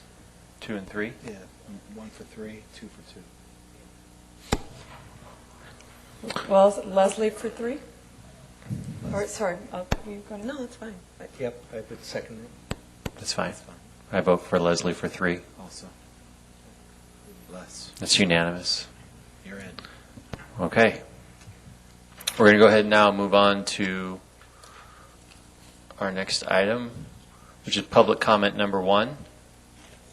Under public comment number 1, the public may address the council on any subject not listed on the agenda and items listed under the consent calendar. Each speaker may address the council once under public comment for a limit of 3 minutes. Please clearly state your name and address or political jurisdiction in which you live. The council cannot act on items not listed on the agenda, and therefore the council cannot respond to non-agenda issues brought up under public comment other than to provide general information.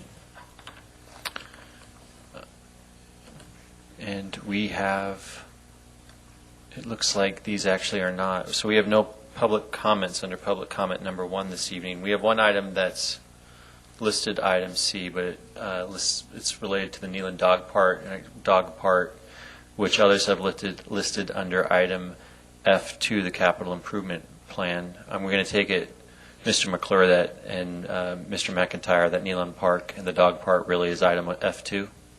Okay. So then we're going to go ahead and move on to our consent calendar. Does anyone want, any council member want to pull any items from the consent calendar? Can I just say, make a comment on the finance contract? I was on the subcommittee that helped with that, and I wanted to commend Drew and his team that they picked the best person who was not the least expensive, and they negotiated and got a much better deal, so that we have the beautiful position of choosing the person that staff felt was the most qualified and got them for the best price. And I just want to thank you very much for pressing on the price and making sure that we got something that's cost effective for something that's also a really good quality auditor. So thank you for your hard work. Mr. Mayor, I'll approve. I just wanted to make the comment, too. Thank you for keeping us in the loop. And you worked really hard to keep the subcommittee apprised every step through. Really, really appreciated that.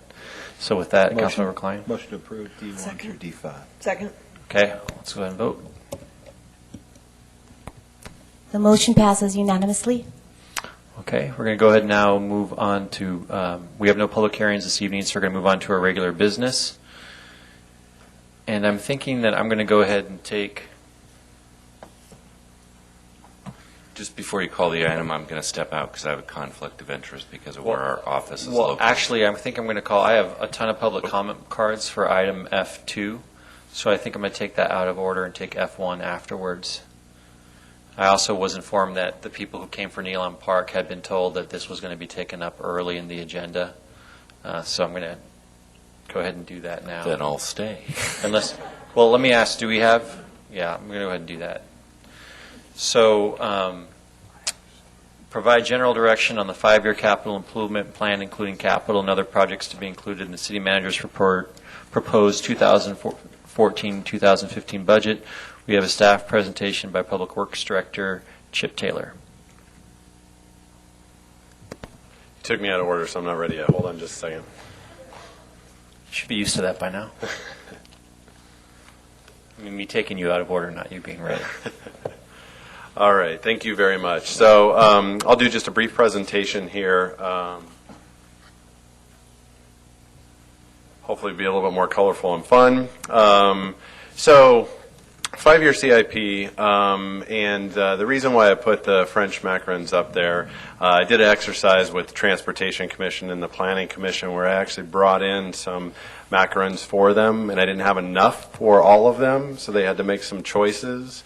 So that was part of the exercise. I didn't bring you any, so I hope you're not too offended, but that was why you see this in the presentation here today. So the purpose of this, of the 5-year CIP, is really to forecast and allocate the revenue for the capital needs. It really links our infrastructure and our desires for the community for these capital projects to the capacity, both financial capacity and staffing capacity. And obviously it's very integral to the budget process because we need to include all of these items in the budget as it goes forward, and that's why we need direction tonight, because there needs time to get that all into the budget as it comes forward. In the 5-year CIP, and many of you have seen these before, but these are kind of all of the factors that we essentially look at when we're trying to prioritize all of the projects in the 5-year CIP. So I won't go through all of these, but there are a number of factors that we have to take into account as we go forward. Some of the challenges that we've had over this last year, really our CIP staff, we had 2 vacancies in there, which actually is 40% of the staff for the CIP projects. So that's really created more of a backlog than we might normally have for projects. We currently have 59 currently funded projects. That's not including the new ones for next year, so those are the current projects that we're working on. We have a need for the long-term funding for technology, so that's still one of the big items in there for all sorts of technology needs within the City Hall. And then we have a lot of regional projects. It's very important because these pop up and we have zero control over them. but they wind up taking up a lot of staff time. And so I've just listed a few: Willow 101, Facebook, the creek improvements. Another one is the Caltrain electrification environmental document. We have to wind up spending a lot of staff time because there are strict timelines that we have zero control over, but we want to make sure that the council and the community have an opportunity to weigh in on those projects. So those affect our ability to add projects. This is just some information about CIP funding over the last 5 years. Some ups and downs. Some of those ups are related to the Arriaga Gymnasium and Gymnastics Center and the Recreation Center. Last year, or this current year's budget, includes a lot of the general plan items and some of the technology needs. So you see that a little bit higher, as well as some of the street resurfacing that we have every other year. For this current year, for 14-15, for next year, gives you a little bit of a breakdown. It's not exact. It's actually changed a little bit based on some tweaking that's been done to the plan, but minor changes. So as you can see, the traffic and transportation is a big component of it this year. Mainly that's related to the right turn lane at Ravenswood and El Camino. The construction dollars are actually in the budget for next year. We're working on the study right now, but then the construction would begin after that. And then just a quick schedule. We released the document November, December timeframe. We took it to the commissions in the December, January timeframe for their comments, which are included in the staff report. In February, we took the opportunity to review those comments and provided some responses to those and tried to incorporate those into the plan where we could, or at least get them into the unfunded category for some of the projects that were requested by some of the commissions. And then ultimately tonight, we'll have the draft plan to get direction from council so that we can begin to incorporate it into the budget. And then in June timeframe, May-June timeframe is when the budget will actually be approved, and that'll essentially just approve year one of the 5-year CIP. The other 4 years are for informational purposes, but we do try to move those forward each year, so that is the intent. But ultimately, the council would only approve year one of the 5-year CIP. And with that, I would be open for any questions. Who's up? Okay. Actually, you know what? I realized we're going to take public comment. So at this time, we're going to go ahead and call up David Silverman.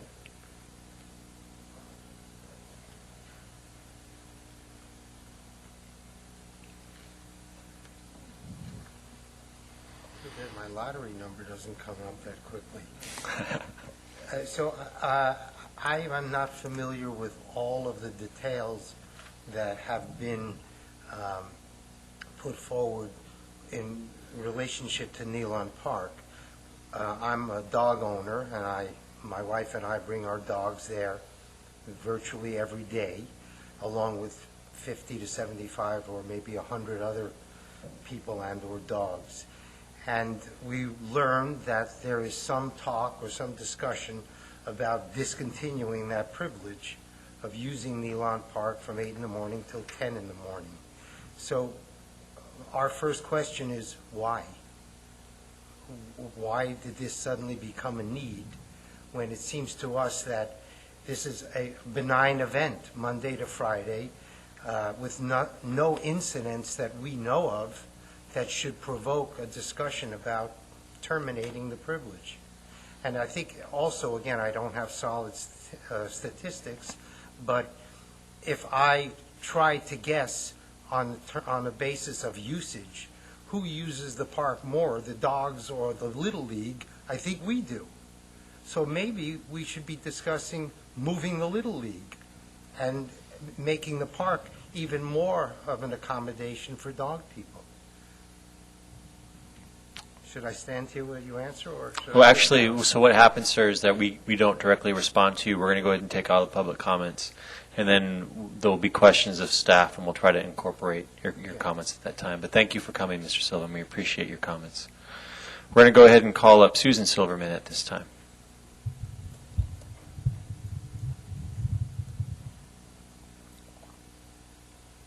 Yes, good evening. I'm the wife of the gentleman that just spoke. Susan Silverman, 8 Robert S. Drive, Menlo Park. all I can say is that there are very few places that we can take our dogs, and this is a beloved place that we and our dogs can enjoy and recreate and socialize, and I just don't even know where to go. We visit places that we're not even authorized to go on days that we can't go to this park, and we try to behave ourselves, but we know we're at the mercy of other parks or Stanford property, or we have to drive up to a very desolate place up on 3rd Avenue all the way in San Mateo. And, I don't like having to use that fuel and having to go that far out of our way. So this is really kind of a treasure for a lot of us. So thank you. Thank you for your comments, Ms. Silverman. We're going to go ahead and call up now Kathy Schoendorf.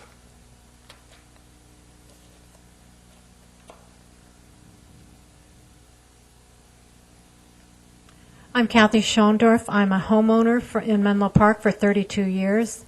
I have contributed many, many tax dollars to the school system, and that's not an issue here, but I don't have any children in the school. I've never had any done. I've had dogs the entire time that I've lived here in 32 years, and there has been no legal dog park until this last 10-year period.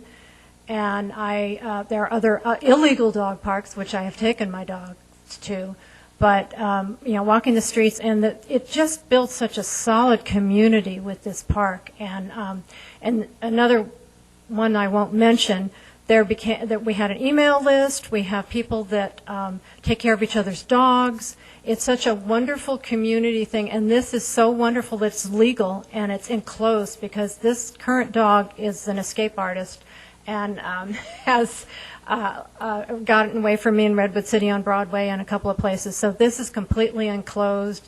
I'm very, very happy with it. Made lots of new friends, she and I, and would like to keep it as is and not move it anywhere. Thank you. Thank you, Ms. Schoendorf. We're going to go up and now the next card has two people's names on it, so I need to know if you both intended to speak, which I'm happy to do, split the card into two or not. The first person is Rav Suri. Rav Suri. And Beer Suri. I think we don't have either of them here. No. Okay, we'll move on. The next person is Melinda Tevis. Nope. Okay. The next person we have this evening is Mary Kakler. Thank you for the note. I appreciate that. Thank you very much. So thank you, Mayor Mueller and council members. So I'm here also to talk about Neyland Park, and I'm actually thrilled there are other people here because I kind of thought I was reading about this in a vacuum. I actually did read the entire CIP, and I thought you would have packed the room tonight because there were so many kind of juicy tidbits in there.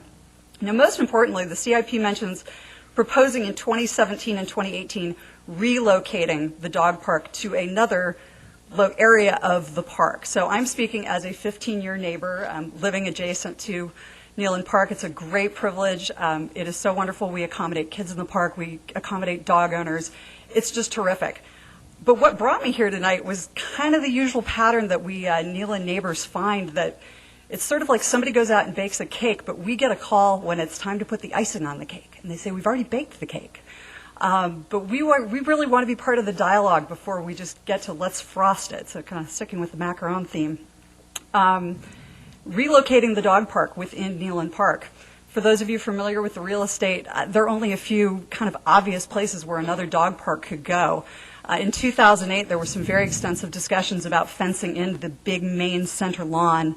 Some of you know I'm very passionate about the fact that Neyland is zoned as open space. So the idea of putting up more fences seems very inconsistent with the open space concept.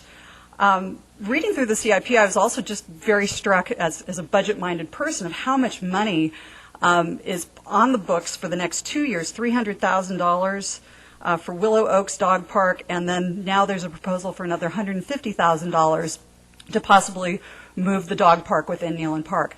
That's getting close to $500,000. That would make us a very dog-friendly town. I love dogs too. I'm just hoping that there's going to be some transparency in the process, that neighbors will get to be a part of the discussion early on with the dog people as well. The reason I'm here tonight, I tried to find out more about this. I emailed someone. On Parks and Rec, I got a response back from a staffer that said, the only place you can comment is here to City Council. So I feel like I'm coming to Mom and Dad a little early, but I was told this was really my only venue. That always makes me believe that there's something wrong with the process. So I don't know why I can't get more information from staff. I'm thrilled that there are dog people here.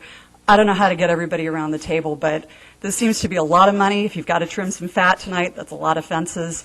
But I think there's room for everybody, so I hope we can keep Neyland Park open and make some great decisions for Menlo Park. So thank you for your time. Thank you for your time, Ms. Kiekler. The next person we have to speak this evening is Amy Poon.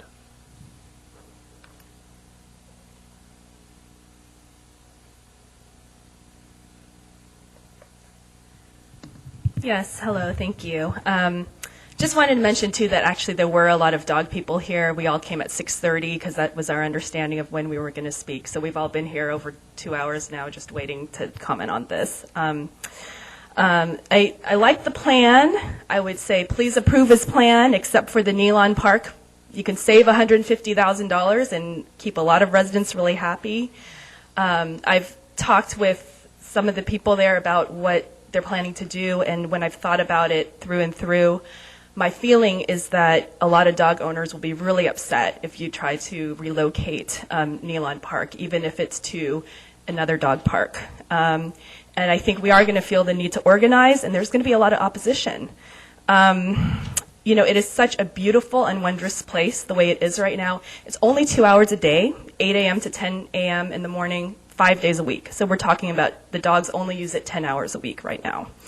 The size, there are no dog parks that are as big as a baseball field. If you look at Palo Alto, they have 3 or 4 dog parks. They are much, much smaller than what the baseball field is like right now. We accommodate 30 to 40 dogs each hour, so we're talking about 80 dogs, probably even more some days.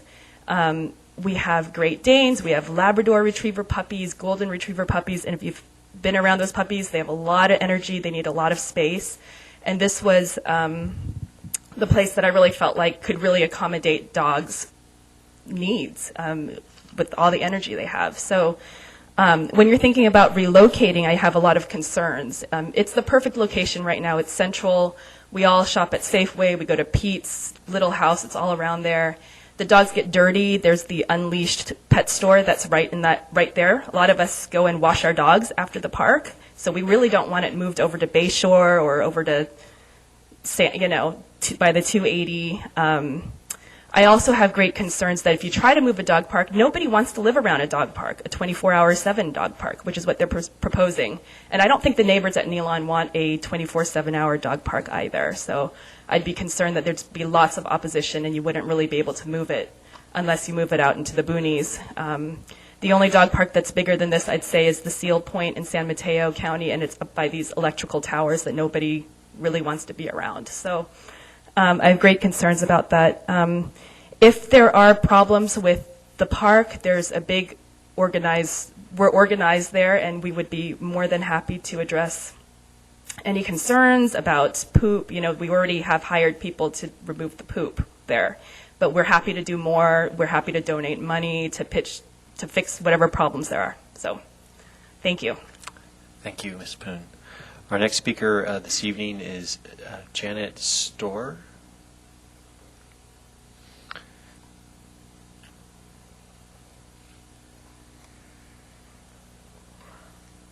Good evening. My name is Janet. I have one dog, Siberian Husky, who only knows how to run in a straight line, and that is away from me. And that is the most wonderful part of Neyland Park, is that I have her all enclosed. She cannot get away from me.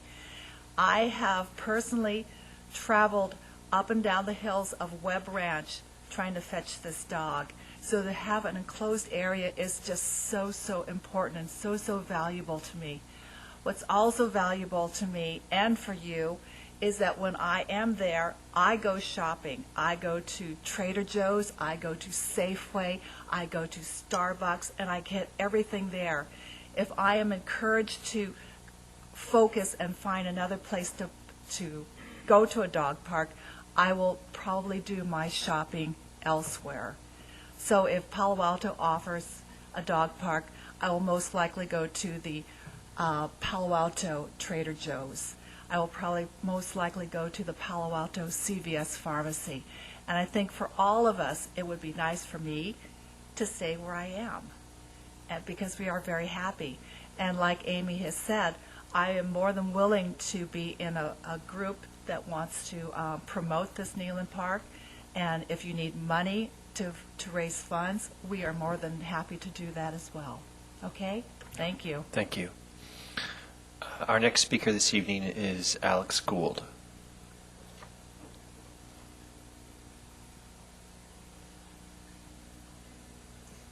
So, thank you for taking the time to hear us. I think you can tell that us consumers of Nealon are very passionate about our dog park.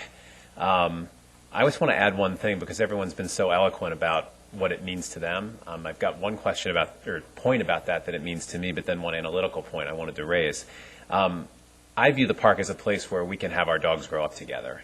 Somebody mentioned the word community, but we got our dog 2 years ago, and I've made not only a bunch of amazing friends in community, but as we get older, we watch our dogs grow up and mature, and we bonded over that. And it's been a whole new set of friends for me, and I know that a lot of folks have met people through that park and bonded over their dogs, and the conversations that we have and the friendships that we form are almost as important as the fun that our dogs have during those 2 hours every morning.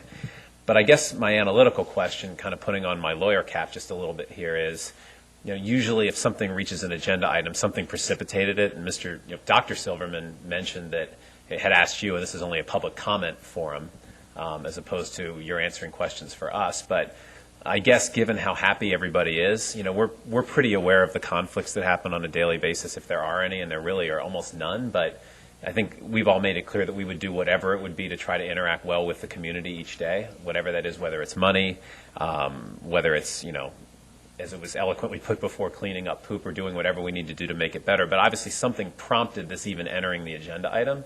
So I guess I would ask of you, as this starts to come up in any way, is it even worth an investigation? We talked about, someone talked about cake and icing, and I feel like the cake's already been baked and iced. It's not a matter of baking a new cake and trying to ice a new cake. And I guess some of us are a little bit confused as to why this is even becoming a question at this point. So I guess as this budget is approved or this capital improvement plan is approved, I didn't see this in the presentation. I'd heard a little bit informally about it, but I guess we're all trying to understand kind of why it's even an issue at all, given that this has been extensively debated and a lot of people seem really happy. So that would be the only thing I would leave you with. Thank you. Thank you, Mr. Gould.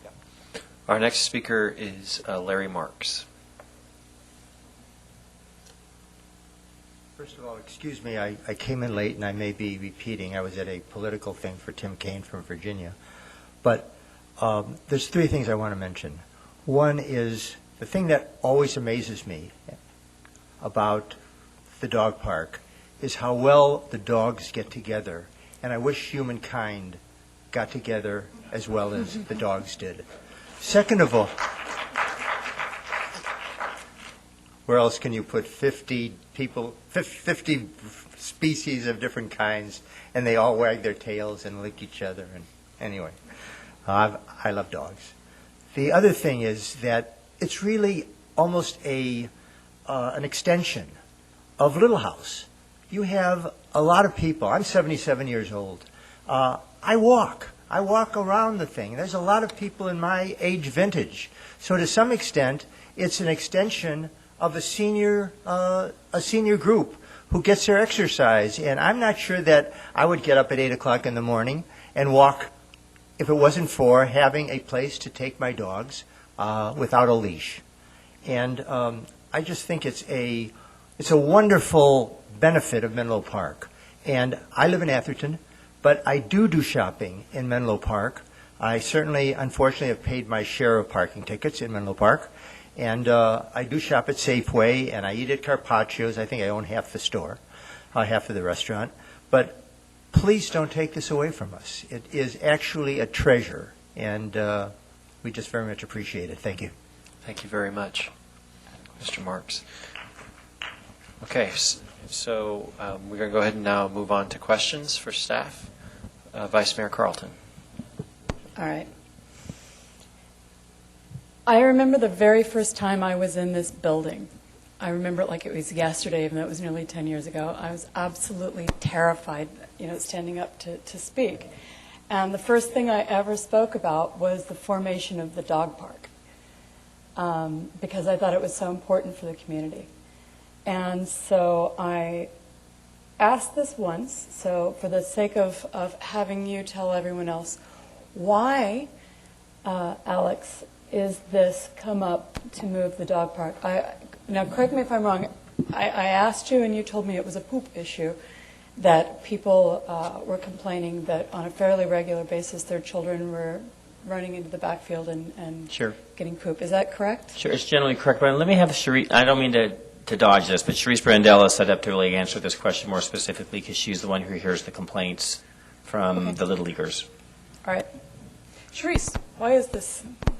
So maybe I can start by saying we agree with everything everybody has said, right? We love the dog park. We agree that it builds community, brings people together, but we would like to see the best possible dog park configuration and the best possible baseball field configuration. And we think there's enough room in Nealon Park for both of those things to happen in separate places. We would love to have a lengthy and involved community engagement process about this. The icing is not on the cake. One option is to leave it the way it is, but as many people who feel strongly about leaving the dog park alone, we have had people from whose children play ball on that field who are concerned not only about poop, and the dog park group does a great job of picking it up, but that doesn't mean that your child is not rolling around in places where dogs are urinating or, frankly, things are left over from a good cleanup job. People are concerned about that. And then the dogs also cause some disruption to the turf and some other things. It's just not ideal to have a dog park on a sports field. And again, we think it's possible to make everybody happy in separate spaces in Nealon Park. So in 2017, we would love to have this very conversation with all sides of people who are concerned about what happens in that park. That's all this project is. It's 3 years away. We're asking you to approve it as part of the CIP. That could happen, but again, it's in the distant future. We just want to maximize all uses at the park. I know that there's another school that has an informal dog park, and I think they pass the hat around and donate money to the school. And you've never seen a group police each other like this. If it's poop, poop, poop. If anybody's dog, everybody makes sure that it's all cleaned up. And my daughter goes out and plays on this field, and I don't want to move the dog park unless I have a really convincing argument otherwise, I guess is just the summary on this. I don't see why, if they're hiring someone to clean up the dog stuff, poop, I wish there would be a way that the dog people and the sports people could agree on multi-use in the way that the sports people at this other school and the dog people work together and have a beautiful relationship. Well, and that would be the purpose of the community engagement process in 2017, is to have those kinds of conversations. Does that have to be so formal, or can we encourage them to try and work together in the interim? And we had some questions. I talked with a lot of the residents that were concerned before the meeting, and there were some suggestions on maybe some operational changes, some easy-to-do, kind of low-hanging fruit type things that we can certainly talk with them about, and maybe there's ways to improve the situation. But the current CIP project wasn't shown until essentially year 4 of the plan to actually then start that conversation and make a decision at that time, just due to other priorities and projects that are going on. so we have a couple years to find peace. Yes. Okay. Councilmember Klein. Yeah, I'm not going to make a lot of comments about this. I don't want to spin cycles without looking at the historic, if we have any historic documents left. We went through this. This was lengthy. It was probably 10 or 12 months, and it was brutal. And I was on the Parks Commission, and it was brutal. And I thought it was going to be easy, and I volunteered to run that, and it was brutal. I've never seen more angry dog owners in my life. And then the residents in Nealon Park got way angrier. And by the end of it, I mean, they were shouting at like 9:30 at night in the committee meetings, shouting at each other. They had to call in people to help separate people. Like the dogs never had problems like the people did. And it was brutal. And there still are people in the neighborhood who are, those people are going to come out. They remember. And the issues we went through, I mean, we went to every community. We had neighborhood communities up in Sharon Heights. We had 2 of them. And we had them out near Kelly Park, and then we had them at Burgess, we had them at Willow Park, we had them at Nealon Park, we had them at Lyle Park, all the local communities. And the 2 that even had a chance to have a dog park in the area were Nealon Park and Willow. The rest of them, it was almost 100% no. There's one that's going on that's informal, that's in the Sharon, the Sharon neighborhood, which works very well, and I've gone up there many times, and it works very well, but it's not like city sanctioned. It's an agreement between the neighborhood and the school, which is perfectly fine. But there was not a neighbor I could find up there that wanted a formal dog park. And one of the former mayors was actually leading that charge and made it very clear. So I think you're going to find the same thing, honestly. Kelly Park was a problem because now it's turf, so it's off the table. But even back then it was pit bulls roaming, and nobody could control what kind of dogs and breeds were in the area. There's a lot of concern about that. We have so many documents that if we run this again and spend a lot of money on it, it's going to feel silly. Because I think at the end of the day it came down to, should we have a separate one at Nealon Park or the one here? But the space that was carved out was always so bleak and small and like slivered into the tennis courts or somewhere. And anything else out in the grass, the neighbors were like, it's way too close. The dogs are barking in the morning. There's no way. I'm not going to have dogs right outside my window. So it became this, and then the logical place was the field. And every 2 years, somebody starts snorting about dog poo on the field. And I have 3 daughters. That's a softball field. It's not Little League, first off. It's a softball field. If they're playing Little League, there's another complaint we can bring up because I don't remember Little League being sanctioned on that field. That's the honest truth. We had arguments about that at the Parks and Rec Commission. Softball, and the kids go out there, and I never saw a problem with it, but when there was, this group was pretty self-regulated. Dogma used to be part of the organization. I don't know what happened to Dogma, but I remember the people at Dogma were really vocal about this. So I think there's a way to work it out without spending hundreds of thousands of dollars on studies. I can cut my monologue short. Thank you. Do you guys want to go around again after this to talk about items other than the dog park? Should we just wrap the dog park up now? I'm serious. We're going to go around. Everyone's talking about the dog park, but we have a fairly lengthy CIP process. So why don't we just wrap up the dog park and then move on to the rest of it? Peter. Well, I'm just going to echo what Rich suggested at the end, because I do have like five or six questions that I wanted to ask about other parts of the CIP. But so I wanted to clarify. I mean, usually when we go through the CIP process, we're really focused on the current fiscal year, although we want to see what is projected out for the future 5 years. But certainly tonight we're not even making any decisions even on this next budget, because you're going to come back to us.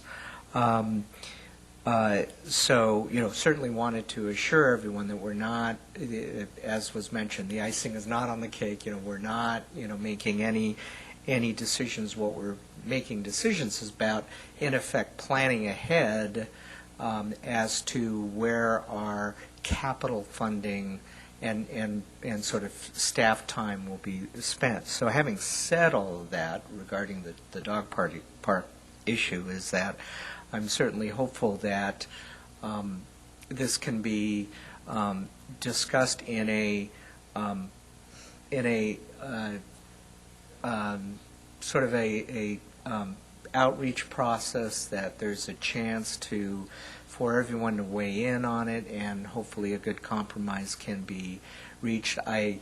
You may have to start that process earlier than 2017, but I would like to also make sure that you encourage the folks that no decision will be made, and that the current use of the field will be, in the meantime, we'll continue while that dialogue takes place. I think that might help to assure folks that there's no dramatic changes coming, imminently, and that there will be a dialogue and process about it. So that's all I'd like to. That's exactly our intent. In fact, the baseline scenario is it stays where it is.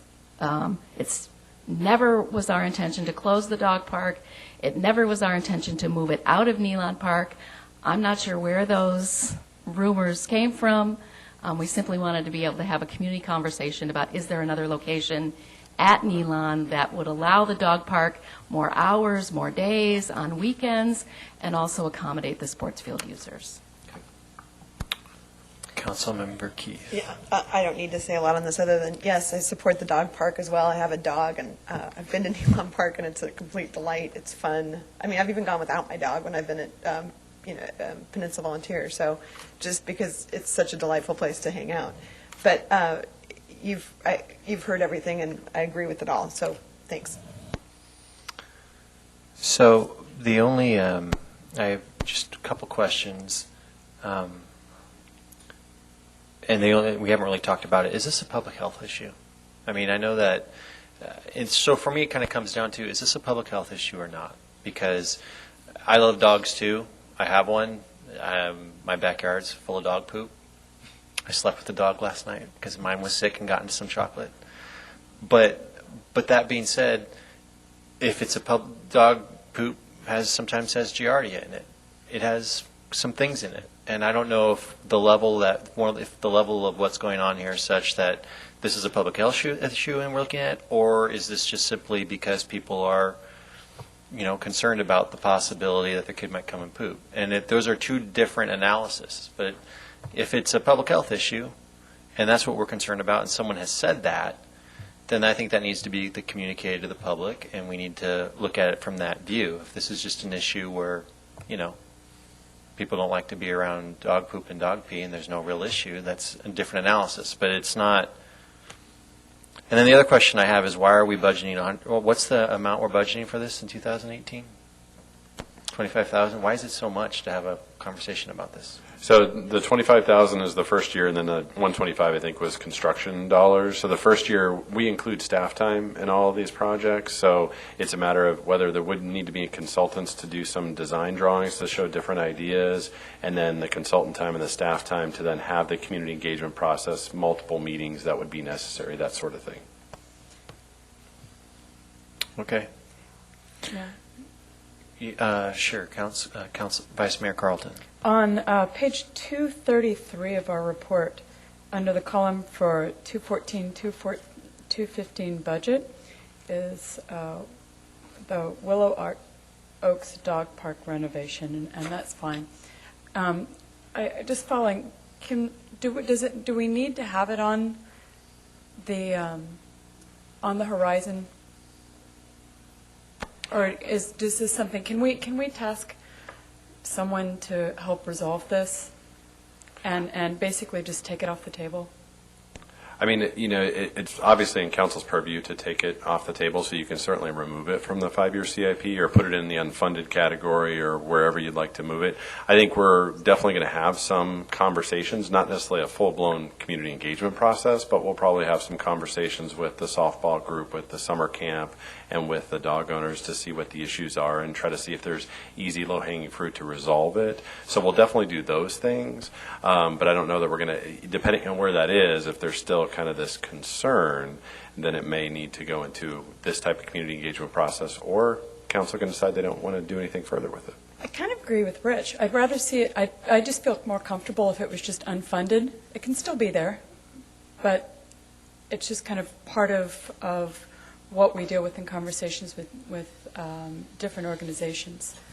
I don't know how other people feel about moving that to unfunded. I just would rather just take it off the table at this point.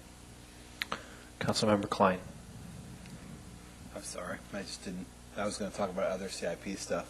I'm sorry about that. All right, so if we're going to, now, do you guys, before we move on to other CIP stuff, do you guys, because we have people who came to speak about the next item, do you want to hold CIP and then come back to it and hear the next agenda item, or do you, let's do that. So let's hold our discussion on the rest of the CIP. And we appreciate everyone who came to talk about the dog park tonight. But we're going to hold the item on this and move on to item F1, approve an appropriation of $150,000 to authorize the city manager to execute agreements not to exceed a total of $150,000 with consultants to provide professional analysis of the potential impacts related to the proposed ballot initiative, which would amend the Menlo Park El Camino Downtown Specific Plan. We have a staff presentation by City Manager Alex McIntyre and Economic Development Manager Jim Cogan. So I am sorry, I'm going to step out because I do have a conflict of interest because the office building in which I have my office is within the specific plan area. Mr. Mayor and Council, I'm just going to introduce Jim Cogan to really kick off a very brief presentation about this topic and then open it up for council conversation. Mr. Cogan. Thank you, Mr. Mayor, members of the City Council. I'm Jim Cogan. I'm your Economic Development Manager. The item before you tonight is really to authorize an objective review of the potential effects of the proposed ballot initiative. So we wanted to give you a quick presentation with some background on the ballot initiative and what steps have been taken to date and what the process is and where this request fits into that process. So as you know, there was a notice of intent to circulate the petition. The city is required to respond with a title and summary of the petition.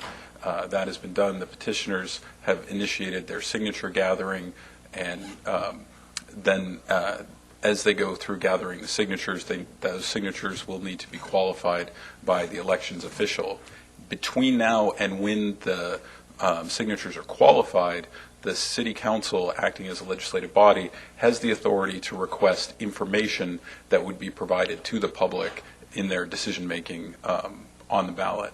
And this is just, I won't read all of this to you, but this is the excerpt from the Elections Code that details the types of things that legislative bodies are allowed to ask for. And the critical one, of course, is item 8, which is anything else that you think is appropriate to ask for in a report on the potential effects of a ballot initiative.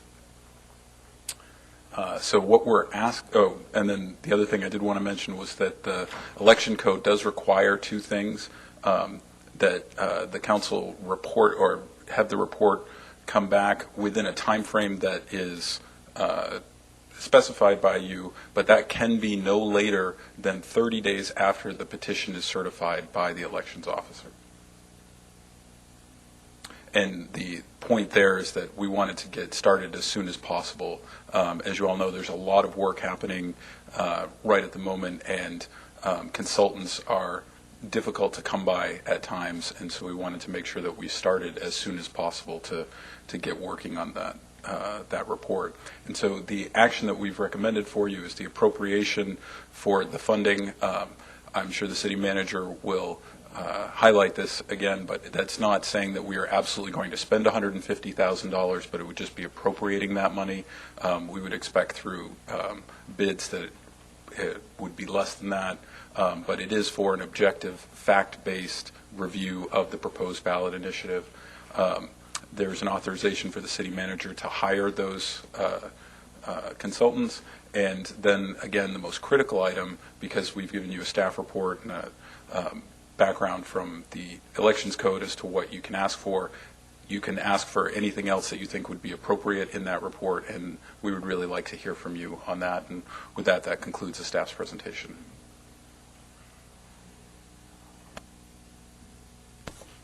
Okay, we're going to go ahead and take public comment at this time.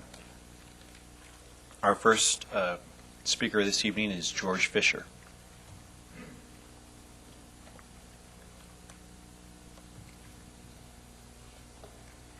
Good evening, Mr. Fisher. Good evening. I may be first or last. I just turned my card in. But in any event, I have good news. You don't have to do this. You're too late. You refused to do it earlier. And now you can use the money for other sources. I think the Boys and Girls Clubs would be a great source. And I'll explain that. The reason is that, first of all, the initiative is very limited. It basically limits office space to the 240,000 square feet in total. which was the most foreseeable plan in the illustrative plan and in the EIR. Secondly, since it's 240,000 square feet total, 100,000 biggest in either one. That's only fair. George, I would encourage you to speak in the mic Sure, so that sorry. people who are watching on the web and on TV can hear. Okay, sorry. It's a problem with the camera here and the mic here. But There's a But, camera, Mr. Fisher, there's a okay. camera behind us. Well, it's more important they hear than see because there's not much to see. But so the initiative limits total office space to that which was analyzed in the EIR, 240,000 total.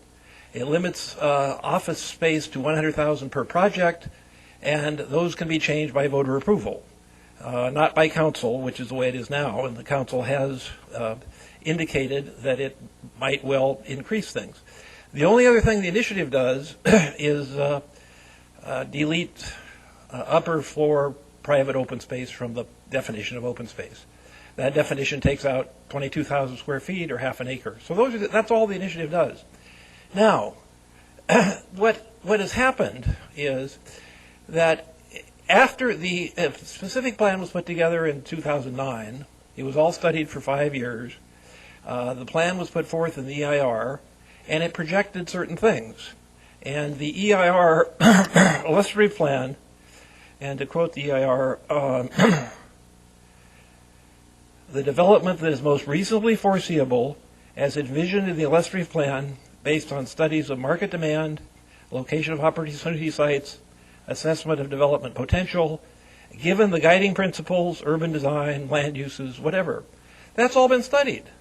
The initiative only limits to what's been studied. There have been changes, however, in the specific plan, not the initiative. Stanford dropped the hotel. That made a big change in the two economic reports. You didn't do any analysis of those changes. We asked for it. The specific plan is economically underwater. There's not going to be as many hotel rooms as projected, but you didn't do it then. And retail was anticipated to be 91,000 feet. Under the two proposals, Stanford and Greenhart, it's going to be 40,000 total. Oops. So I ran out of time, but the Your point bonus is, time. We're gonna yeah. Okay. If anybody else wants to talk, they can. Wrap up. But the point is, you've refused to do these things when we've asked for it. Now, when the initiative comes forth, you want to do it, and it just gives the developers a propaganda machine against us. I would suggest if you want to do 150,000, give 75,000 each party, but I'd prefer you gave it to the Boys and Girls Clubs. Thank you, Mr. Thank you. Fisher. Okay, our next speaker this evening is former Mayor Steve Schmidt.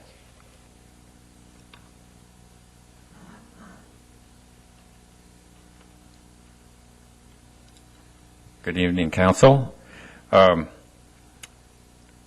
The residents of Allied Arts, the Save Menlo folks, came up with this proposal, and I'd call it a very moderate proposal. They're afraid of monolithic office developments and the impacts of cut-through traffic on their neighborhood, children's safety, and a jobs housing imbalance. I can't blame them. I'd suggest you have some empathy, especially the two of you who live on cul-de-sacs and are up for re-election this year.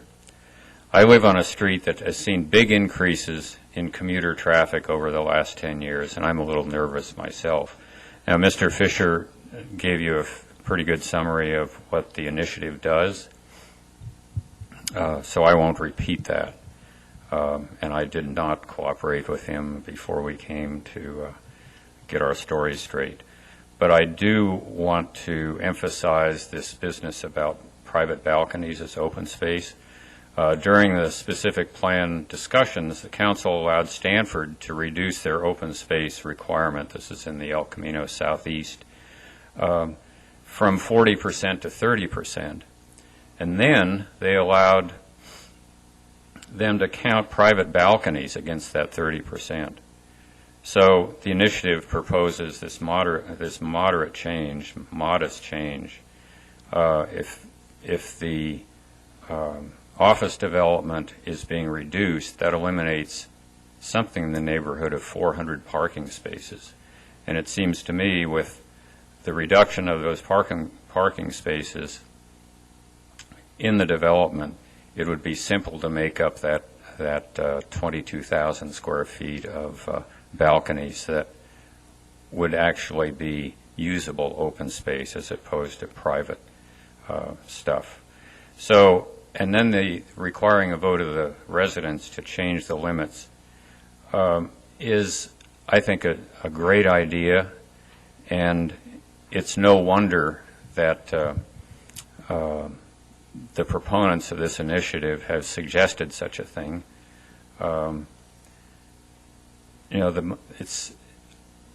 My feeling is the final decisions made by the council were actually about the specific plan in 2011 and 12 were actually made by staff in Stanford behind closed doors, and I think it's perfectly appropriate now for the voters to be able to decide whether to increase the limits. So hiring a consultant for this fact-based, objective thing is great, but I caution you, don't let the Menlo Park staff skew the results in favor of developers. Thank you. Thank you, Mr. Schmidt. Our next speaker this evening is our Planning Commission Chair, Mr. Kadvani. Thank you. I am John Kadvani. Oh, sorry, John Kadvani. So I'm here as they say, myself this evening. I understand the need for the consultant study. I think it's a good decision. It's important, and the topics that are listed in the staff report are good, important ones: housing element, implications, revenue distribution, project viability, infrastructure. All those are important, have to be looked at. It seems very straightforward, though. It's the fundamental driver is limiting office space. The envelope of the buildings is totally unchanged. We could end up having pretty much the same or similar buildings, just with residential rather than office space, or residential plus retail rather than the office space as a result of this initiative. So the consequences are, cannot be that dramatic. You can kind of guess what they're going to be. We can't figure out the revenues of the school districts and so on, but somebody has a spreadsheet for that, and we should be hiring the people who have the spreadsheet and not just a random consultant, to say the least. But there are important issues such as whether the economics of the projects are affected, and you need to be talking about that. My concern is that the really important changes that could come about are going to be ones that are too uncertain for the consultant to give you a whole lot of information about. And that's mainly the changes in the development patterns and how the developers respond, especially on the two big opportunity sites. So what can be done, all that can be needed, what we need to evaluate and really can evaluate with any accuracy is really kind of a back of the envelope thing, okay? So don't look for false precision here, and don't let that deter you from what the key issues are that are going to be facing you. So I was really concerned about that 50 to 150K estimate for the project. I would like to dial that way down. I mean, I think that's going in the wrong direction in terms of thinking what this is about. In terms of the merits of the initiative and the consultant outcomes, I do have a concern about the position that this could put us in terms of the infrastructure outcomes, things like a tunnel, negotiating a tunnel with Stanford. If this would put us in a worse position, I wouldn't like that. But what that tells me is that what's going on here is still the problem that we left out our control in negotiation on larger projects in the specific plan. We're still dealing with that. The Planning Commission was split on it. You guys didn't recognize that split. You took it as, well, the Planning Commission said scale is okay. No, and now we're seeing another answer to that same problem. So my recommendation is to understand the limits, the need for the consultant, but their scope too, and get focused on the strategic issues that you're going to be facing, which you can do starting tonight. Thank you. Okay. Do we have any other public comment cards? Well, thank you for your comments again, Mr. Kadvani. Do we have any other public comment cards? No. At this time, we're going to go ahead and open it up to questions. And does anyone have any questions? I'll start with Councilmember Klein. Yeah, Alex, I'll ask the question that comes up. I thought there were some pretty articulate letters here, Patty's letter in particular, just looking at the potential for bias just based on the language of the staff. And she brought up some good points, a lot of them, so I can't address all of them here, but I wanted to get some of your feedback on the letter itself, to see what you thought about some of the recommendations, and if you haven't read it, that's fine too, but I can bring up some of the points more specifically if you'd like. Sure. The unfortunate letter I read was the red-lined letter, so I had a hard time tracking it. But what I did take away from Ms. Fry's letter was, the argument that staff has a bias. Well, if that's indeed true, that's why we're looking for consultants, because otherwise we would do this internal with the staff. And so one of the arguments is you find independent, objective, fact-based report that can be generated not from staff but from the consultants. Second of all, I think there was this question about, I think we can argue about what does the word effects mean or impacts mean. Sometimes it has a negative connotation, but it's a non-biased term. It's a very straightforward term. Effects can be positive, neutral, or negative. And I think what we're looking for are all three. I think what I want to come back to you as the council is give you good information based upon the best information we can gather about whatever decision you might face as a council should this initiative qualify. And third, with due respect for some of the residents, if the staff was biased, I think it's only fair to remind the council, I came here 2 years ago. This thing was done when I got here. So, I mean, the fact that I'm the one hiring these consultants, I can't really be viewed as having a bias on this because the prior 5 years I had no experience with it. So I think this idea that the objectivity that we're looking for is going to come from a consultant, and perhaps keeping it away from staff actually keeps it cleaner for everybody, if that helps answer some of your questions. Yeah, and will there be an opportunity to perhaps set the stage, if we were to go ahead with this, to say, to evaluate where the specific plan is now, to Patty's point, to say, look, here is the height and the size and the office space, right? And here's what it was going to be assumed. And so here are these are objective, right? Increases to impacts, here they are, so that they're set forth as we go through the analysis of, now if we didn't do that, right? Here it is. And then, give the facts of the study and what that means if the city does this, doesn't do this, does this, doesn't do this, at least have that information. So at least it restates a point that is factual. Right. It's just on paper. Right. And doesn't almost like, what I don't want to do, and the authenticity of the process gets questioned every now and then. And, correct. And that's an area that we can debate forever, but in my opinion, I haven't seen anything close to this level of process in recent history.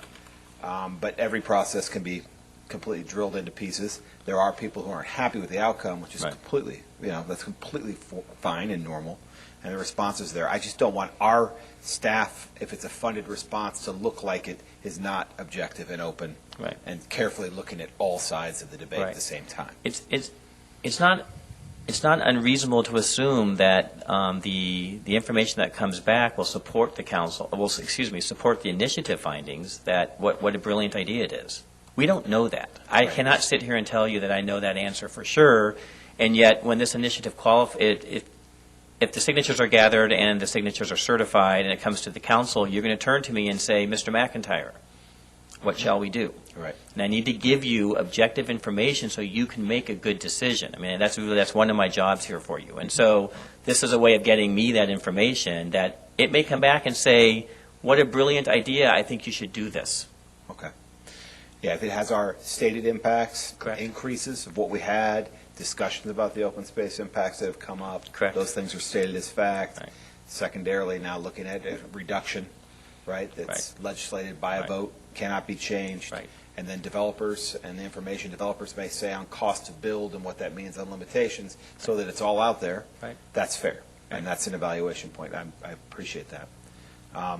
From that, just pivoting over a little bit, how did we come to the $150,000 assessment? Truly, it's a general think the term is WAG, and I won't cuss in front of the council. It's a guess. A week and a half ago when this came up, we had to find a number that seemed reasonable. And talking to staff, I said, what would 5 independent studies cost? And we knew it was not going to cost $50,000 apiece, even though one of them might cost $50,000 apiece. But what we did is we sort of cobbled together a number that we thought made some sense. What I would remind the council of is just because you authorized me to spend $150,000 does not mean I will necessarily spend $150,000. If I can do it for $50,000 in total, of course we will do that. And how would we go about selecting a consultant?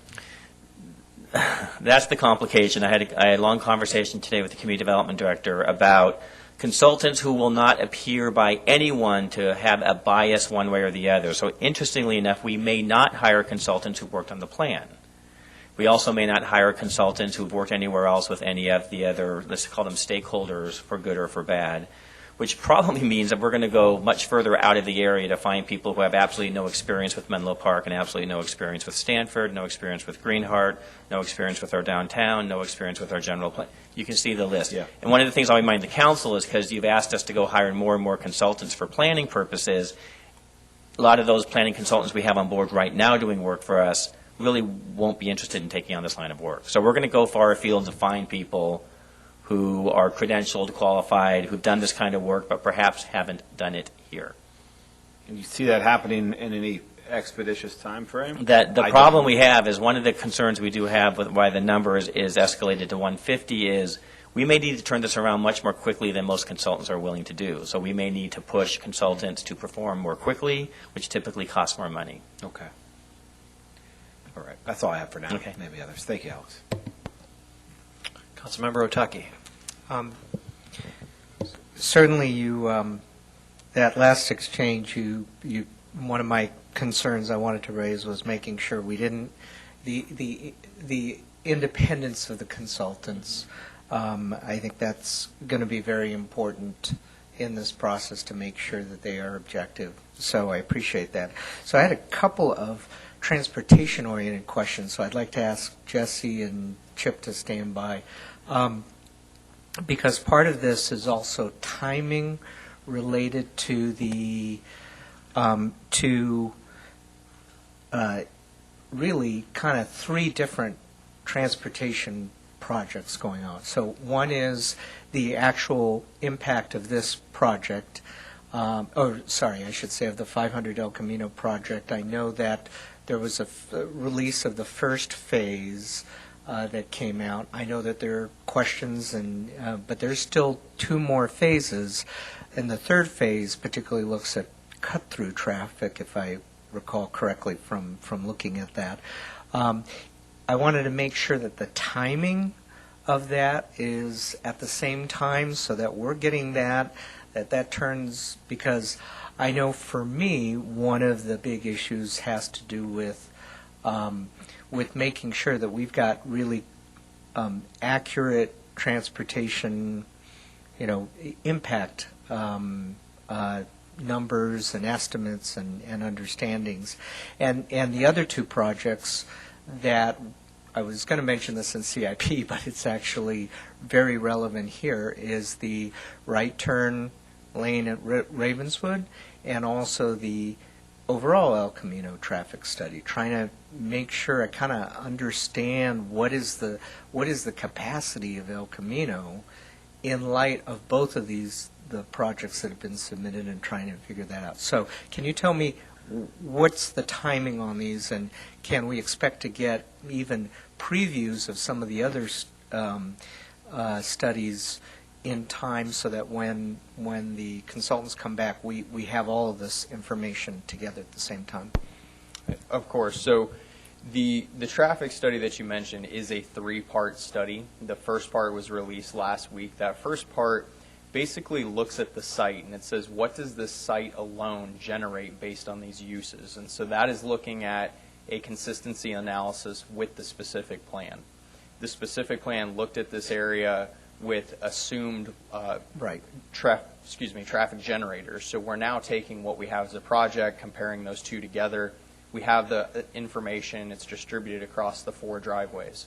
The second component of the study, which we anticipate releasing to the public by April 25th, so we are looking to move that along much quicker, that is going to take those trips that are generated by the site, and it's going to apply them to El Camino. So how do they interact with the corridor, and what impacts do they have there?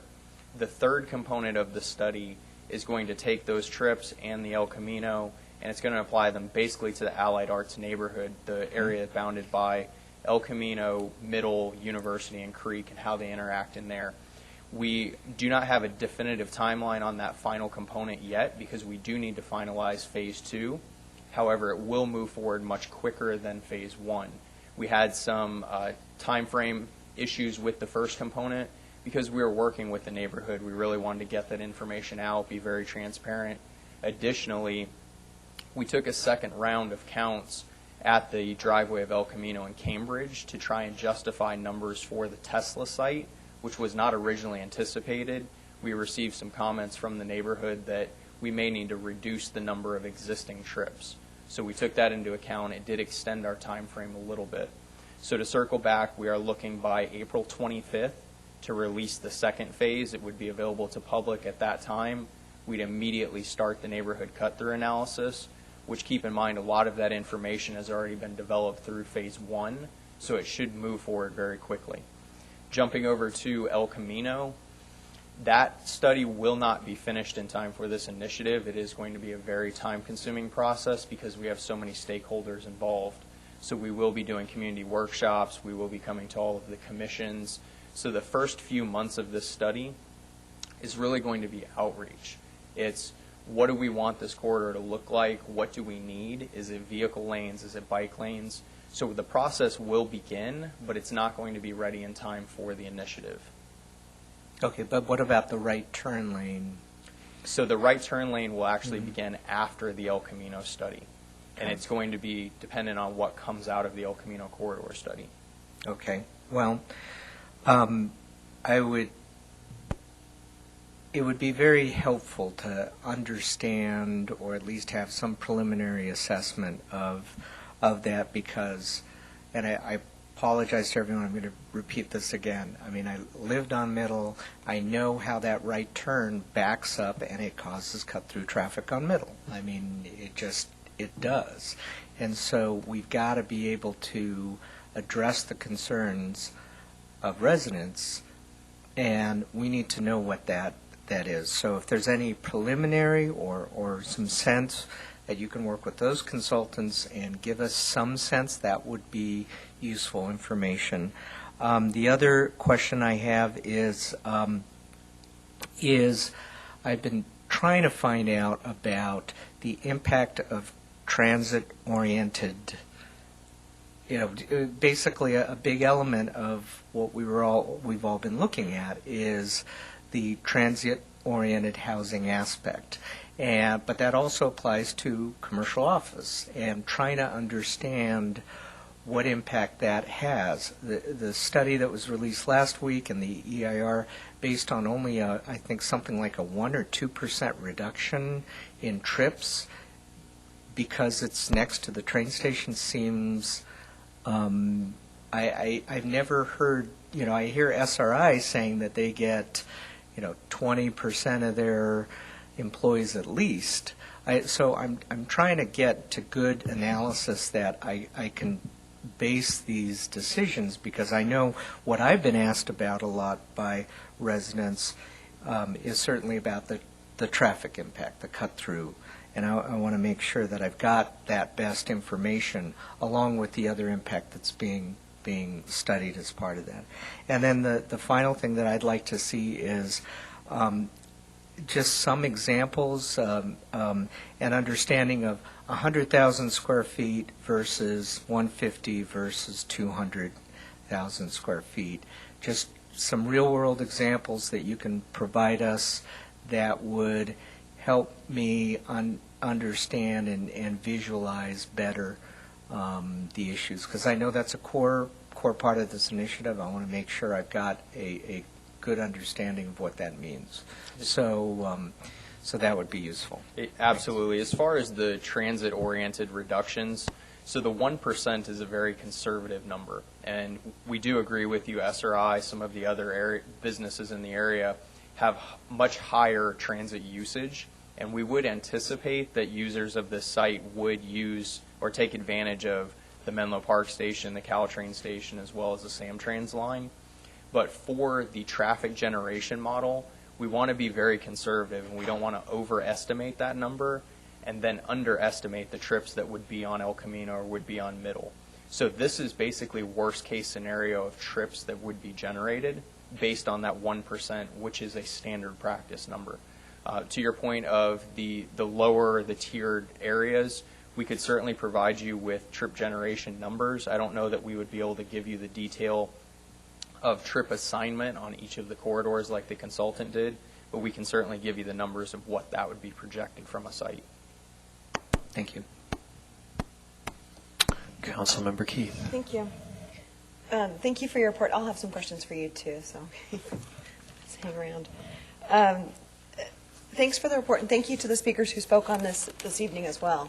I think it is important to get this information because, as Mr. McIntyre said, if the signatures are gathered and we move forward with that, then we do need to know the answers to these things. And I don't think it is as obvious as some people might think it is because, the devil's always in the details, and we spent 5 years going over details of a very comprehensive document, and so to spend this to understand the impacts is important for all of us, I think, for everybody in the community to understand.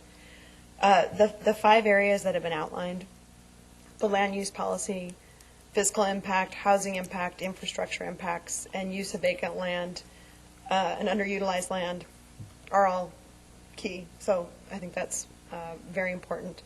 And I also thank you, Councilmember Otake, for asking the questions about the transportation and the traffic studies, because you're right. I mean, we were just talking to students today at a design charrette at Hillview about they're designing their view of downtown Menlo Park.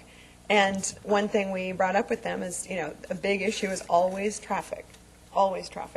And we know that, and that's why we expanded the scope of the traffic study. I know there's frustration in the community that we haven't been able to move faster on that, and thank you, Jesse, for elaborating on what was going on with that. It is a 3-part study. I understand. I'm happy to hear that April 25th you're looking at having the second part. The third part, I know you didn't really give a date or a timeline, and maybe you're creating that now because you don't know. Is that accurate?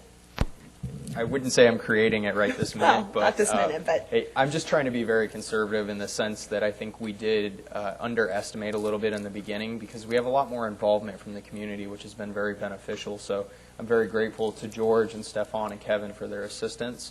And because we want to share this with them, we want to share it with Stanford, and we're working together as a team, it is taking a little bit longer. There's a lot more players involved, but I'd like to move it forward as quickly as possible. Okay. And then I know Councilmember Otake was asking you about the El Camino Real, and we did move that up because it is so important for the whole downtown specific plan. I know you didn't, give a time frame for that, but I think it is important, and I understand maybe you don't have that right now, but it will be important to have that soon. I think having some sort of timeline, would be very helpful for people, for all of us. That's correct. I do not have that with me at the moment, but if I remember correctly, it was around 12 to 18-month time frame. So we are looking at early next year before we're going to see true data come out of that, and that's because of the workshops that's going to lead up to the study, the commission meetings, and basically the outreach. And the RFP did go out, correct? It did. And the consultant has been selected, and we have met with them for the kickoff meeting, so the project has begun. And so I think now that the consultant's been selected, it would be really helpful.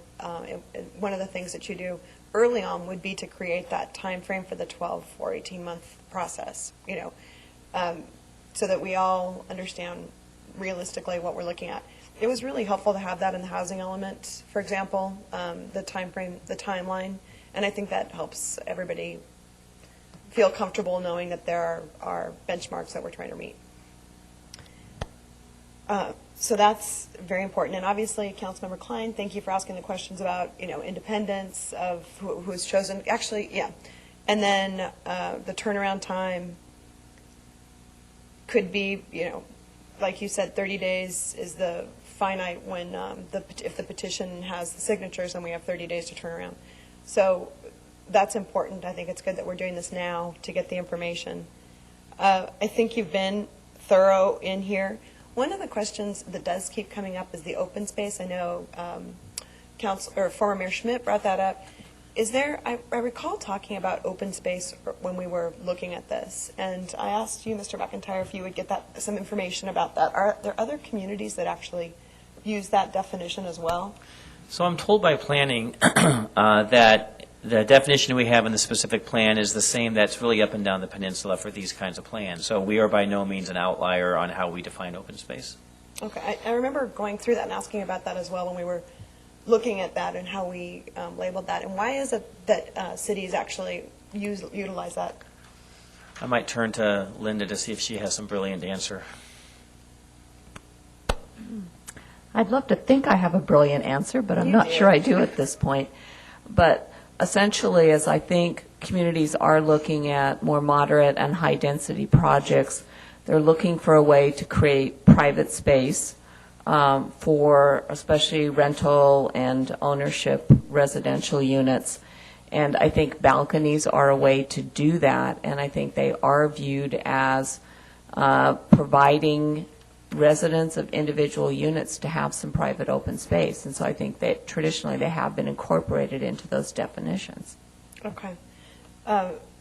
Like I said, I remember talking about that and having these discussions at the time we were looking at it. That was why we actually incorporated that. So this looks good to me, and I do understand that obviously if we don't need to spend $150,000, we won't.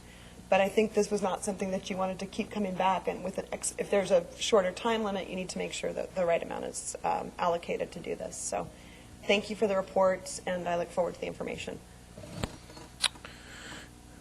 Vice Mayor Carlton. So much to say. You brought up open space. One of the things, we had a lot of fun this morning with the Hillview children. They're doing a design project, and we got to get together and work with them. And they talked about the possibility of making parks on top of buildings, and kind of like Facebook is doing. Do you remember how big that building is?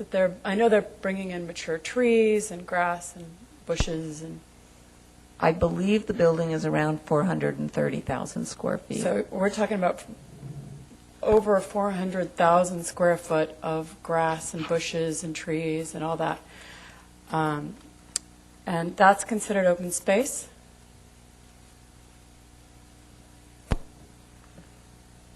That's a very good question.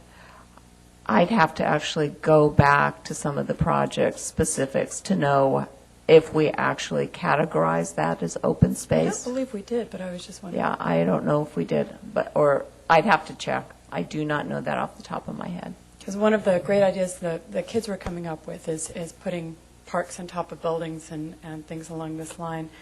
And under the initiative, anything over 4 feet would not be considered open space, which is a little worrying on how you define the base of that. But we won't get into all that. Thank you very much. There were really great questions that my fellow City Council members have asked. I rather than going through the same questions again, I just want to say I'm very concerned to make sure that we have a consultant that's neutral. Good luck. But I do want to make sure that we have that they will honestly tell us if there are aspects of the suggestions that are good or there are aspects that are not valid. But I would like to have that. And I would like to have a view with the traffic, because as I've said before, the traffic is hugely important to me. And I've also, as everyone knows, been very frustrated with the amount of time it's taken to get back the traffic studies. And again, in approving $150,000, if it cost $70, it would just be $70. The $150 is a cap, correct? Okay. Yes. Because I do think it's interesting I think it's good information to have, because the impact of this is so important on the city. to make sure that we have the information at hand to know validity or not on some of the things that we have in front of us. Okay. I finally get to say something about the specific plan in the city council. So the first question, I'm going to respond to some of the questions, first of all, that were raised. First of all, I don't think we can just hire people who already have the spreadsheet. I think part of the issue that we have right now is that there are people who don't trust the people who would have the spreadsheet. So that's why we have to go out and get an independent consultant. So I don't think it's that simple. I think if we just hire the person with the spreadsheet, we walk into criticism for that. And frankly, I want an independent and fresh view. If we're going to do this at the last second and spend this kind of money, I want a fresh view. I also am concerned that very frankly about I'm concerned about heights.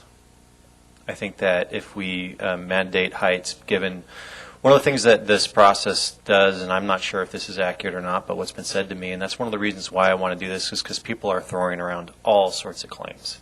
As a council member, when you're trying to make a decision, you can try to choose who knows the best, or you can go out and have someone who's qualified in the field try to give you an opinion, and we will examine that person for their bias and judge what they tell us.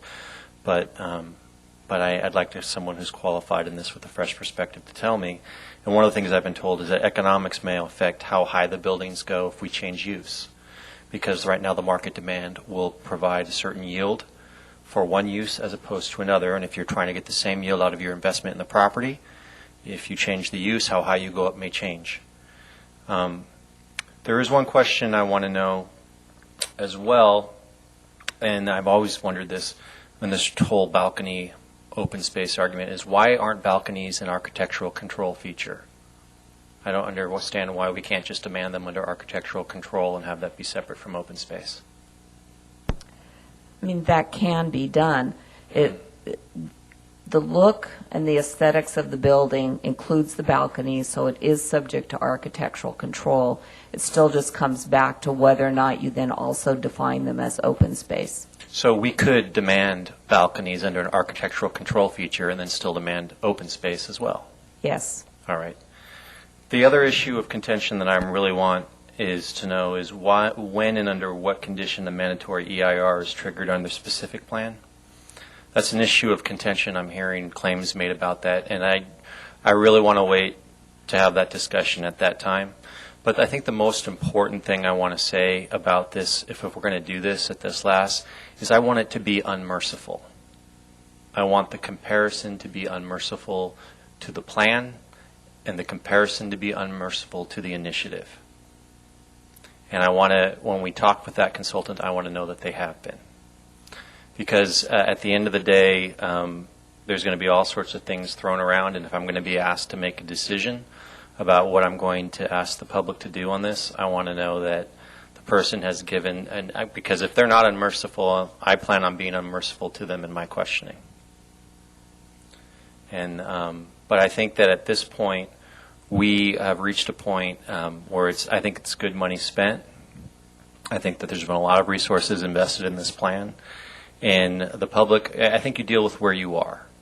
And where we are now is the public is going to be asked, if the signatures are gathered, to weigh in on this issue.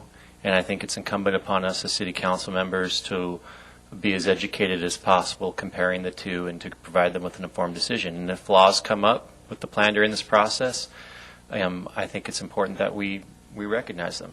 And if flaws come about both issues, I mean, at the very end, we'll have gone under this endeavor to give the public and ourselves the best education possible on this comparison issue. And I had I had an opportunity to speak with the Hillview kids myself today, and in the 3 points that we talked about, the third, and I think that's really indicative of what we're doing here, is the important point that when you go through this process, you have to listen all the way to the end and be open to what truths come out of the process and be adaptive. And so that's, if we're going to do this, which I think we actually have to do it, given the situation, I think we have to go ahead and ask for an unmerciful, objective plan to both the initiative merciful objective study to both the initiative and the plan. Any other? Mr. Mayor, may I Yes. just one last sort of bite at the apple here for the council. We've been taking notes, staff's been taking notes. Is there anything, it's the third bullet point up there, anything council wants to make sure we are scrutinizing, asking about, querying and whatnot? And Mayor, given your unmerciful directive here, I just want to make sure we're really hitting it right and not missing something, that there's an expectation from the council that we're going to get. So we gave you those 5 areas, right? The one thing that I was concerned about in the staff report is it said that the scopes of work were going to be submitted to us, I think, through informal items. Either through the digest process or information items, yes. Right. So what I would say is, I guess, through that process, the scopes of works are going to be worked out. Through that process, council members obviously at that time can go ahead and continue. And from the public on this issue, if we could go ahead and continue to receive feedback of questions to put within the scope of work. So, absent that direction, I was actually planning to go a different direction, and that's why I'm asking the question now. We were going to share with you the scopes of work, done, completed. If we're going to have to go through a couple of rounds on this, it's going to prolong our ability to go out and get somebody, which will kind of interfere with this expedited process.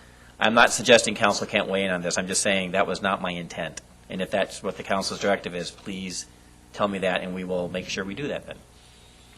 Because keep in mind, one-off council comments about scopes of work can get hairy. So, I'll go ahead and I'll pass it to Councilmember Klein to make the suggestion. We can expedite with a subcommittee. And that would be give the perfect. subcommittee the authority to review this. That would be perfect. Right? Yes. Okay. I volunteer. Anyone else want to be on it? I've had plenty to do with it. I can always pass, but volunteer as well.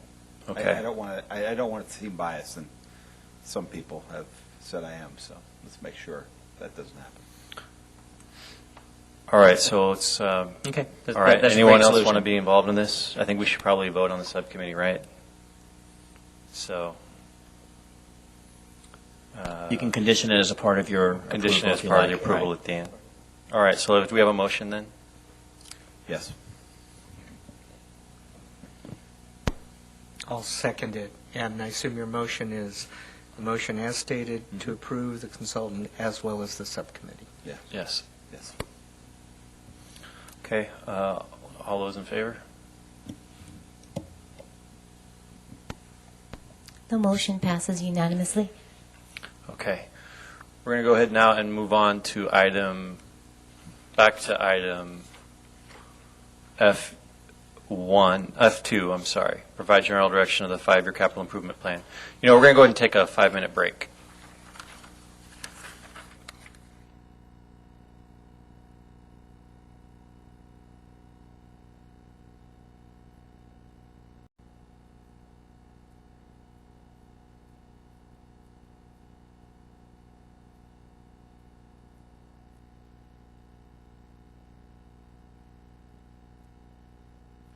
Okay, we are back from break, and we are back to item CIP, item F2, provide general direction on the 5-year capital improvement plan, including capital and other projects to be included in the city manager's proposed 2014-2015 budget. And we are back to questions from council. Anybody, Councilmember Otake? Okay, so a couple questions. First of all, so the total set of projects totals somewhere around $7 million, and I know in previous years we've had the projects broken down by funding source. This year, to save paper, it makes sense that instead we've got a summary table. But I wanted to make sure I understood, because so many different projects are funded by different funds, and I saw a lot that are, and I'm looking at pages 228, 229. Basically, there's a lot of general funded projects, and I'm trying to make sure I understand generally the model that we do is we take out of our general fund budget each year, we transfer something like 2.2 million that goes into the CIP, and basically is the annual contribution for a lot of these projects. So I'm trying to understand, are we dipping into reserves, or are we using one-time gains? And I'm trying to make sure we're not dipping into reserves in order to fund these, I guess. I apologize for kind of wandering around on trying to get to my core question. Certainly. Are we dipping into reserves, or are we using other general funds? So. Yeah, so a couple things. So we did restructure the plan to make it a little bit more readable. That's why we just put these in categories. We actually do have, I think it's on page 287, we have the old by funding source tables, just as for reference, but they got confusing because we had 3 different table sets before, so it is, at least it's there.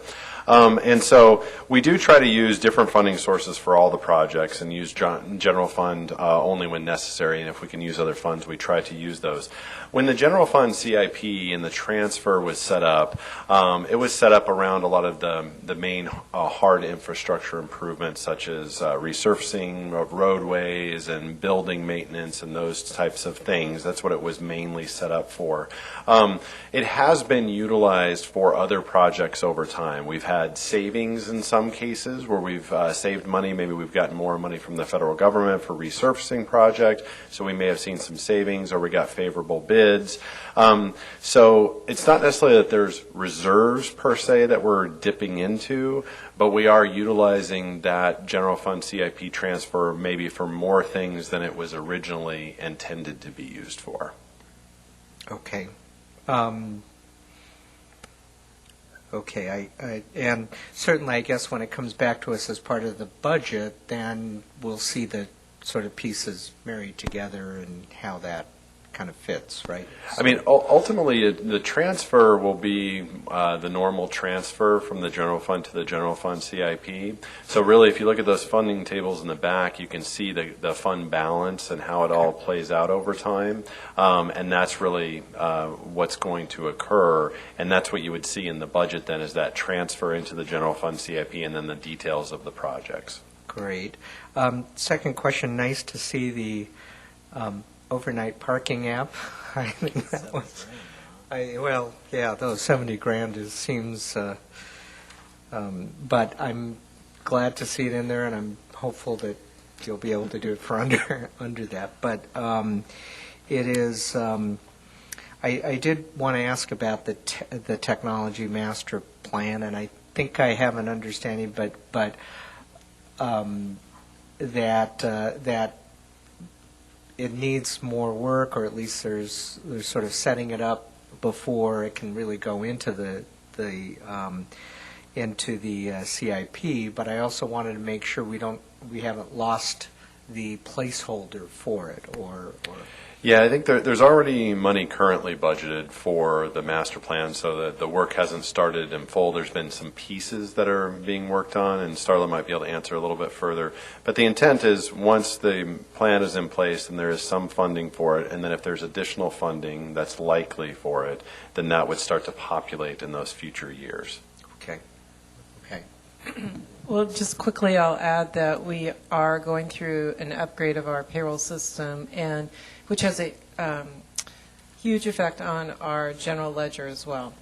And so, and we will also be moving to online time cards and then sort of self-service for the employees to get their financial information. Because that's a real gap in our organization. If we were to do our master plan now, that would be the top priority. So I think it would skew the value of the master plan. So we're pretty close to being able to implement the new payroll system. So as soon as we do that, we will embark almost immediately on the master plan process, which will inform our priorities for the technology upgrades. Okay. Great. Thank you. Councilmember Klein. Yeah, just a couple questions. I think it's in here. I just couldn't toggle back fast enough. But the right turn lane will be done this year? So, yeah, I think Jesse was talking about that during the specific plan discussion. Really, the study that council's approved and we had awarded the contract to the consultant, I think that really goes through most of this calendar year, if not a little bit into next calendar year, and that's the full study. And that'll include some preliminary design work for the right turn lane. Next calendar year is really when the actual turn lane will start to go into final design. It may not be completely constructed because we have to go through Caltrans, and that's a whole nother process that we'll have to deal with. Can you give me a little detail on the Willow? I hate to bring up dog parks again, Chip, but what's the idea behind the $300,000 Willow Oaks Taj Mahal? So the Willow Oaks Dog Park, when that was originally put together, it was put together very quickly, and it was put together with a fairly low budget. And there's a lot of maintenance problems that we have out there with water ponding and other issues with that dog park. And so the turf is just torn to pieces. It's destroyed, and we have to replace it on a regular basis. It just becomes very difficult to maintain. So it's a very high level of maintenance. So we're spending a fair amount of money to try to keep it just usable. So the intent is really to do a true design process for it, so that we actually design it such that it will work for the users and be more maintenance friendly for the long term. What it may or may not cost that's an estimate. Yep. But we have kind of a community engagement process set up initially with some plans and some alternatives and those sorts of things. And there may be a high, medium, and low type alternatives. But there's going to be some concrete work. There's going to be some drainage type work, those sorts of things that unfortunately just get a little bit expensive because you have to put those hard infrastructure pieces in place to make it work. And then the sidewalk Santa Cruz thing is moving along, but boy, we've been talking about that since you got here, I think. Since I got here. Yeah, it's a slow moving process because there's a lot of input. It's huge. It's let's just say it's highly volatile. Yes. So there's definitely been a lot of movement over the last few months. Jesse's been taking the lead on that from the transportation side, and he's meeting with several property owners. They've come up with a kind of newish hybrid type approach to try to address some of their concerns and try to resolve some of the issues. So I think we're close on kind of breaking through a barrier to actually maybe make it a little bit simpler. We're not going to make everybody happy. It's not going to be a perfect process. There may still be some contention as we move forward, but I think we're closer to actually moving forward to something. Okay. And then I think the last thing I was going to ask was, and I'm probably going to lose the thought, but bringing it back is when you put numbers on here, and we've talked about this in the past, it's kind of the best estimate you can give, and then we've had discussions about whether that cost is correct.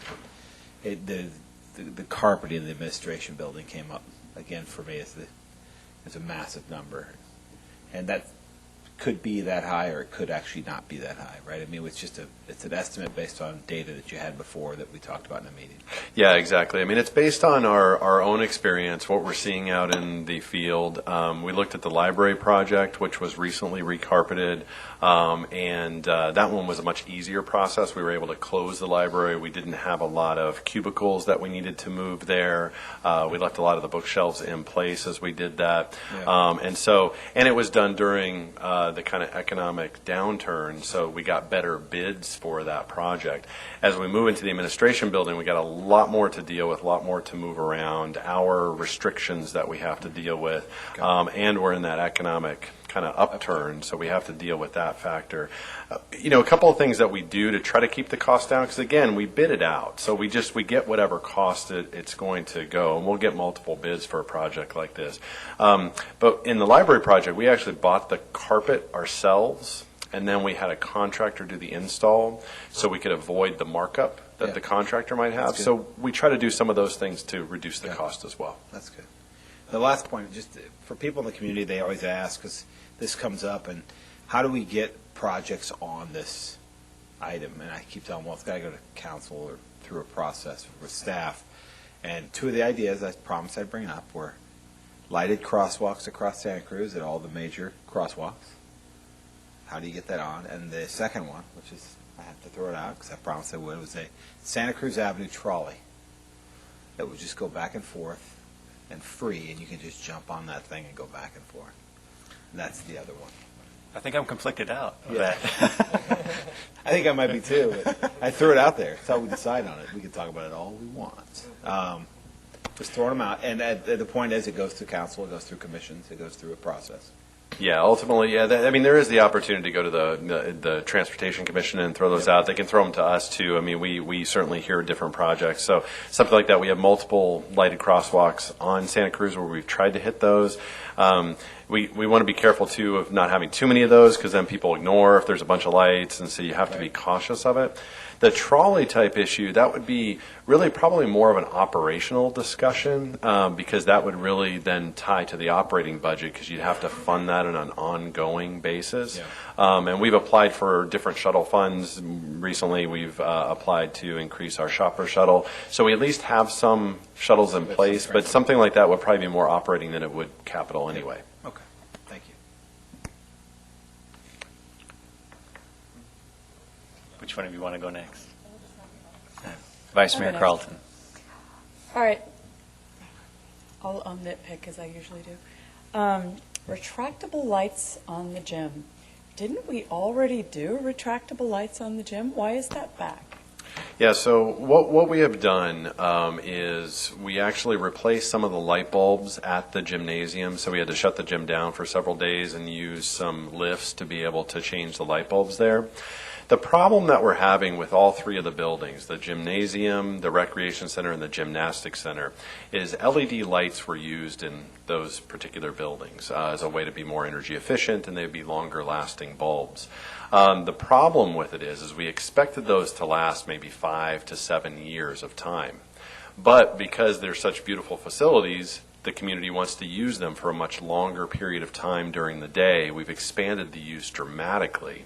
And so that time frame has gone down to about 18 months when we need to replace those. I remember this conversation, though, because I remember asking Alex and saying, why didn't they put in retractable lights when they built the place, since it's so new? And he said that technology either didn't exist or nobody thought about it at the time. I remember this conversation. Did we not fund it before when we had this conversation? It wasn't originally included in the when they built the buildings. It wasn't originally included in there, and we thought with only having to go in there and maybe shut the gym down for 2 or 3 days every 5 to 7 years, it wasn't an issue to then go back to council and ask for more funding for the retractable lights. But now that the time frame is much quicker, we've kind of determined that it's really more appropriate to have those retractable lights in the facilities. And so we're actually doing the gymnastics center now, so that's actually going to occur at the end of this month, beginning of next month.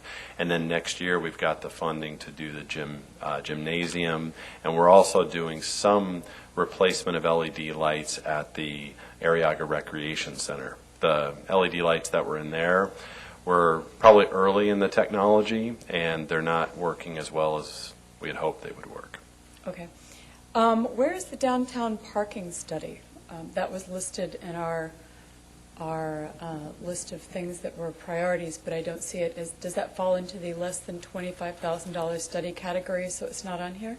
Really, the intent, the way that was brought back to council is it was going to be a study session on the previous parking study that had been done and implemented, and giving that information to council, and then based on that study session, then council would determine, do you want to go further with a new study? Are you comfortable with what's there? Do you want to continue to monitor? So we're really, when we bring that back for a study session, that would be the opportunity to talk about that. I thought we'd already said that we wanted to study options for the future. That was what we listed as one of our priorities. And that's certainly up to council. If you would like to have a new parking study for downtown and add that in here, you certainly can do that. We can review it. But. Yeah, exactly. But our interpretation was do the study session first to give you some solid data to help you make a more informed decision. Okay.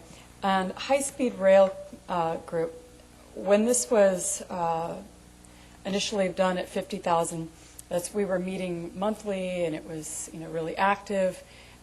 It's now meeting quarterly, and it's really not that active. Some of these, maybe we could lower the amount, do you think?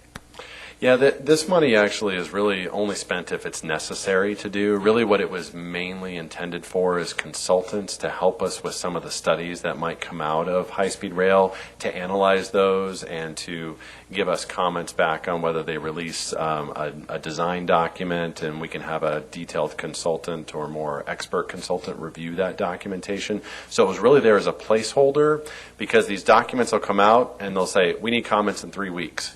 And we don't have any time to come back to council, but we could hire a consultant if we had the money there, get it done, get it reviewed, and bring the letter back to council. And so that's why we've left the funding there, just so that we have that in case there's a need for it. But we may or may not actually spend that funding. Okay. In library landscaping, I would really like to see xeriscaping, kind of like Cal Native.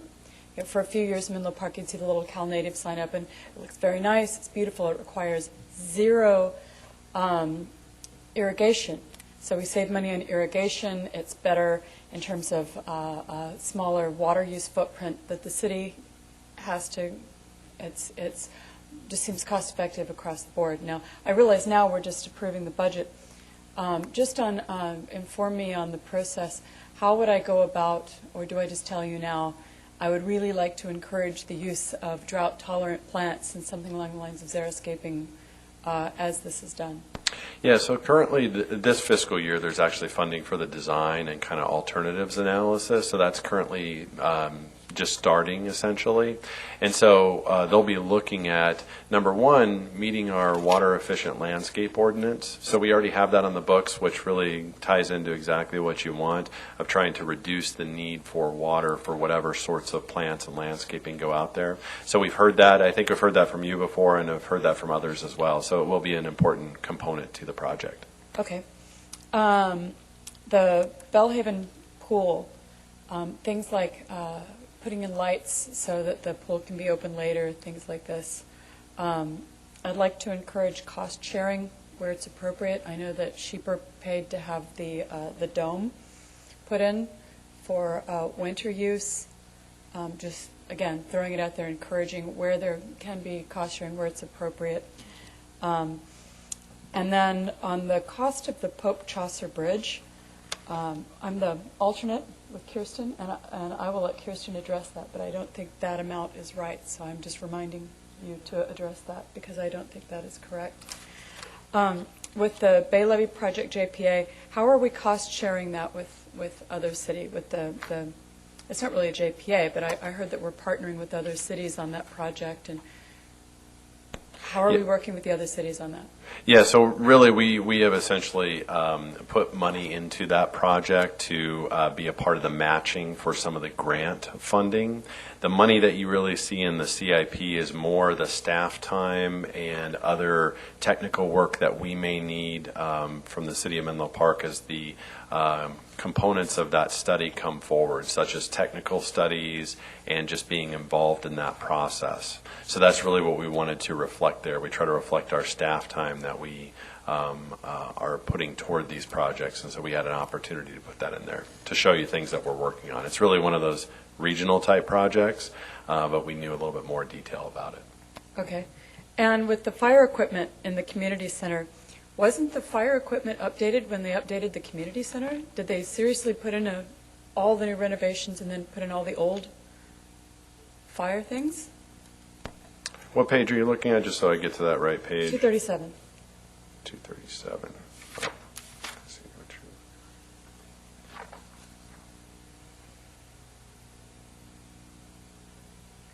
Yeah, so that's really, it's multiple areas, including the council chambers here. We've had, I don't know exactly when that equipment was installed. I do know that we've had a lot of false alarms from that equipment.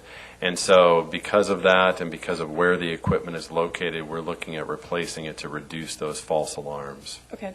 And when you start looking at utility undergrounding in downtown, I've spoken with the fire district about making it more cost effective for businesses in downtown to hook up to a water system for sprinklers. Once we have it dug up, let's seriously think about how we can lay lines and work together whether it's dark fiber, whether it's lines for sprinkler systems, let's put some thought into how we can do it cost effectively so we don't keep having to dig things up and bury it. Yeah, no, it makes perfect sense. And we've actually done that before when we've done some of the parking plazas. We've actually partnered with Cal Water and had them install a water line there when we redid the parking plaza. So when we get to that, which may be multiple years out, but when we get to that construction, that would be a perfect opportunity to coordinate. We've actually already talked with Cal Water about that, and they're very interested in partnering where they can as we go forward with that and other projects downtown. Great. And there's one thing I'd like to pull forward, and that is and I know the Parks and Rec Commission is also very passionate about this, the restrooms in the park.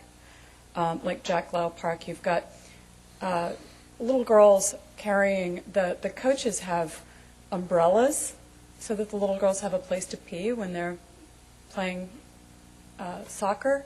I've seen them have to run around. It's really not great quality of life stuff for the children that are using the parks. And I would like to see us address putting restrooms in sooner. I know we have that started next year. If we can start that this year, do you think that would be possible? Really the challenge for us is the capacity to actually accomplish these projects. We're probably on the edge of really being able to accomplish these things with what's there. So if something moves forward, we really need to move something else out. The restroom project, I don't disagree with you at all, but it becomes a very contentious issue with the neighborhood at some of these parks on whether they want restrooms there. They get concerned about whether homeless are going to use it and those sorts of things, and so it becomes a very contentious issue, and that's why you don't see restrooms at some of the parks, because it's been talked about in the past and it got too hot, and so they stopped talking about it. So as we move that forward, it will suck up a fair amount of time, so we'll need to move something else out. So that's really what it comes down to. Because I think the restrooms at Nealon Park are great. I've used those with my family, and they're well kept, and they're a good example of what can be done. The Heritage Tree Ordinance Program, I spoke to Rebecca about that, and that really is more of and I know, I'll say it again, fixing the process. I said that so much last City Council meeting. Really, they wanted that in terms of fixing the process of when they review trees, and I'm really not convinced that that's going to require a $50,000 study to fix a process on review. And the $50,000, the key is it includes our staff time too. And when we open up that Heritage Tree Ordinance, there will be a lot of input and a lot of community engagement that's necessary, because there's a lot of differing opinions on how to do things and what makes up a heritage tree and how we deal with that through the process. So there'll be a lot of discussions. So a lot of it it takes a lot of time to get through that process, which just takes staff time to work through it. And so it may not necessarily be study or consultant work, but it just takes a lot of staff time to work on it. And so that's what we build into those projects. So it will be another one that'll involve that community and be somewhat contentious to some degree as well. Okay. And speaking of contentious, I actually wasn't joking about taking the dog park and putting it on the unfunded list. I thoroughly encourage the two groups to work together to find an amicable solution. And since it is so far many years out, if it doesn't look like there is going to be a solution, then it can be put back on. But just for the sanity of all the emails and the confusion, when people see it funded, there's a lot of confusion that it's going to happen. And I would just be more comfortable if that would just be put on the unfunded list, just to, as if anything, a symbolic move that we really encourage people to work together and find a solution. Councilmember Keith. Thank you. Okay, so thank you for your presentation on the CIP, and I'll start asking a couple of questions here. I'm starting on page 229, and I wanted to ask you about some of these are minor, but the electric plug-in charging station, for example, you've got 30K, and to study that. And I'm wondering, is it not possible to get more of these in a more timely fashion? I mean, I think you just did a grant for perhaps 3. Yeah, so we've applied for multiple different grants, and we're still working to try to get those.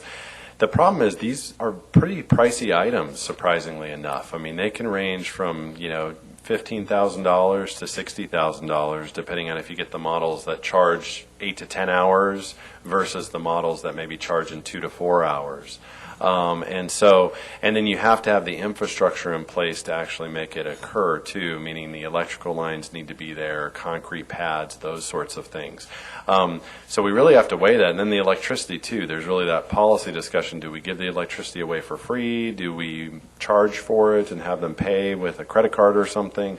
So some of those issues need to be worked out. So we'll continue to apply for grants, because if we get a free one or we get something at a very inexpensive cost, then certainly we would want to bring that to council and put that in if we can. But really, if we're going to wind up spending city dollars, we want to know what we're going to get. What's the cost benefit going to be? Certainly, yeah. It's just something I definitely get asked about as they become more and more popular, and we had Tesla here, that people, don't really understand why we don't have any. And the other problem to them, too, is that they have different standards, too. So Tesla has its own charger, and then Nissan, Leaf, and whatnot have their own charger, and they're trying to get to some sort of universal thing, but it's not there yet. So you still even have that issue to deal with also. Okay. And then the pharmacy take-back, that's an ordinance, it looks like? Is that? That's what the analysis would be, is for an ordinance. So I know we have one place now in Menlo Park where you can drop off your pharmaceuticals, and that would be Little House. And do we really need to spend $25,000 for an ordinance study? I mean, that's certainly a council's purview. I mean, it's one of those things, we're trying to keep these out of the garbage and landfill, Yes. out of the creek, those sorts of things. And so we have one spot for it, but for a lot of people, they're not going to go to Little House to drop off their meds. They may just throw them away. But if they go back to, let's say, Safeway or Walgreens, and Walgreens would take them back and they could just hand them over as they're going there, the chances are more likely that they would do that. So we would get more compliance and then reduce those drugs in other places we don't want them to be. But it takes $25,000 to find a site that you want to do it at? Well, it's not necessarily a site. Would be creating the ordinance. So again, these are staff time. So we have to have the staff time, Bill's time, to then work on creating that ordinance that then council would adopt. And then I was just wondering if it would be like the payday lending ordinance where you don't have to reinvent the wheel, but you would utilize. Absolutely. Even by utilizing that, having whatever community engagement, talking with Walgreens and Safeway, and then working with Bill's group, it just takes that time. And then on page 248, I did want to bring up the SFC JPA Creek, and I have to scroll through here for a moment to get to that page. Oh, I did that quickly. So the Pope Chaucer Bridge replacement is on page 248. And one thing, I received a letter that I wanted to forward to all of you, but it was tonight. And I wanted to just let you know that as far as the SFC JPA and this Pope Chaucer Bridge replacement, at the SFC JPA meeting that we just had here in Menlo Park, I guess it was last week, we looked at some different funding options, and later, I mean, when you have time later on, you can look and see. I sent you a couple of tables for the funding options, and what we ended up unanimously approving as a group, as the SFC JPA, was a funding option where it would be going through Pope Chaucer, but not include Middlefield. And it was really the only funding option that was completely funded. And it's a $49 million project. And out of the $49 million project, what would be coming to us as a council would be to approve $500,000. That's it. So $500,000, and that takes it up through the Pope Chaucer Bridge replacement. So one thing I wanted to ask council members is if we could put that somewhere in the CIP, and just so that you know also that this is the conversation about this is moving along at East Palo Alto here, the county, and the Santa Clara Valley Water District. So all those different entities, the boards and councils have to approve the funding that we are looking at. But I did want you to know that that's what we're looking at, and that there will be an MOU probably drafted at some point so that we can look at that, and we can all vote and see if we think that that's a good use of our funds. And just to keep in mind that it is a $49 million project, and the ask for Menlo Park is $500,000. So you've got that information. And so what I wanted to ask of you, Chip, is where in the CIP, where would we put that if we were to add a placeholder for that? I mean, you certainly could put it under that project. When we originally had completed the CIP, that was more for the staff time and any technical help we needed reviewing the environmental documents and that sort of thing for the Pope Chaucer Bridge. Now that this funding agreement may become before council, then it could be reflected in here in some way. The key is we just need to talk about the funding source and where that would come from, because they're looking at the tables back in the back about by funding source. There's not necessarily enough funding in the general fund CIP to handle that, so it would need to come from somewhere, and I think that discussion would need to occur. Okay. And Mr. McIntyre, I had asked you about this as well, and just asking for your assistance and where you thought that this would go. It's not something that we need to pay now, and in fact, the bridge, if it was, looking at it, it probably wouldn't even have work start on it, maybe 2016. So it's something we would put in the CIP as a placeholder. Can we put it in the CIP if it wasn't part of the initial packet under the Brown Act?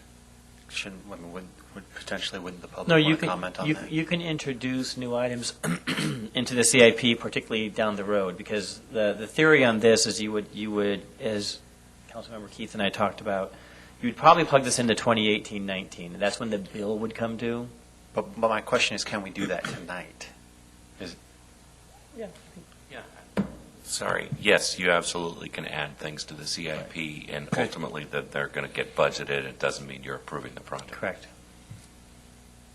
So I guess, and I'm sorry, I didn't answer the question. So you would put $500,000. My recommendation would be into 2018-19. I think, as Chip is pointing out responsibly, though, the question is what is the funding source going to be? By default, when we bring the funding agreement to the council, we will identify a funding source for you, and by default, it would have to be the general fund reserves, because the stormwater fund just does not have near enough money to be able to pay this kind of bill. Again, it's $500,000 for a $48 million project. It's a pretty good investment. $49 million. $49 million, excuse me. Right. Yeah, the Santa Clara Valley Water District is paying the bulk of this. So what would you propose then? So I said, I said $500,000 would go in the 2018-19 line there on, it'll replicate itself throughout the document, but it's page 248. Thank you. Page 248. Right now we got $60,000, and as Chip said, that was more of a staff set aside so that we could work on the project as the environmental documents come our way and whatnot for review. But this would now be a capital expense in the 5th year of the CIP. Again, it's a placeholder. Okay. It doesn't come due until 2018-19.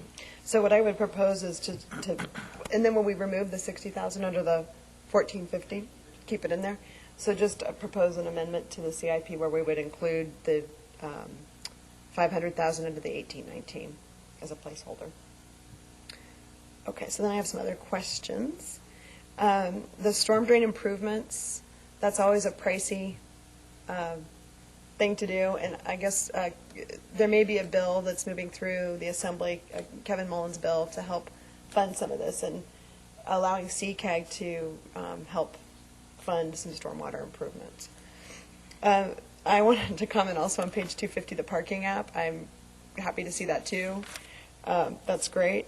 Then I wanted to ask you about Bedwell Bayfront Park, because the funding keeps declining, and I think it's 2018-19 where it just drops to, I don't know, 300,000 or so. Is that right? You're talking about the maintenance fund or the regulatory fund? Which one drops down to the 300? The maintenance fund. Right, that one. So again, it just keeps getting closer and closer, and we're not going to have money, when do you anticipate that's going to be zero?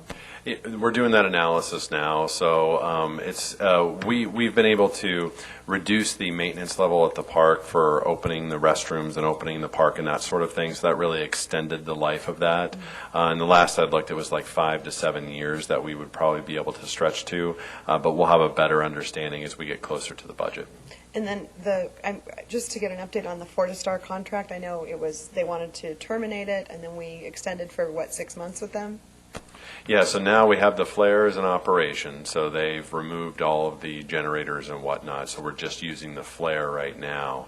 And we have a contract with them for maintenance of some of the gas lines themselves, because we have to burn off that gas. So now that we've got that in place, our next step is to then go into an analysis of can we use that gas or do anything different with the gas to generate electricity or some sort of revenue stream.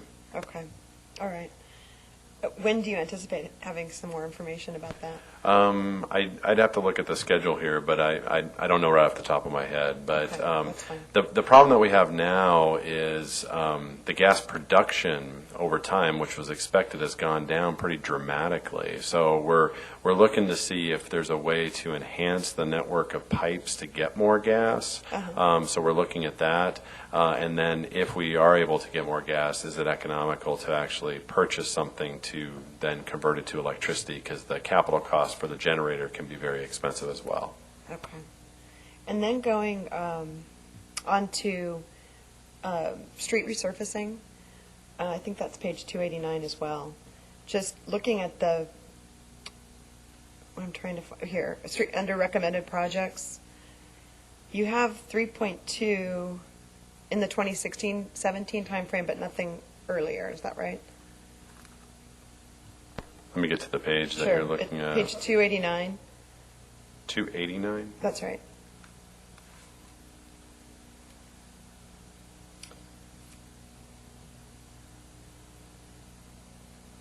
Under recommended projects, street resurfacing. Because one thing it seemed we'd been very consistent about was putting a good chunk of money aside each year for street resurfacing. And I just noticed here there was a 2-year gap. Yeah, so essentially we do street resurfacing project every other year, and that line item right there that you're looking at is just the construction impact fee portion of it. There's other portions, so it's actually a higher dollar amount total project. And if you go back to page, let me get to that page. Page 228. Oh, way back, okay. Yeah, this is when it summarizes everything. You see the street resurfacing there. So we don't have anything in next year, but we do the year after. We have some funding now where we're going to be able to do a little bit of design work. So we're actually in the process of doing some design work. The key is we got such great bids during the economic downturn. We were able to do a lot more streets than we anticipated. We got the ERA money from the federal government where we were able to do streets, and then we've gotten other local resurfacing money through MTC and CCAG to do work.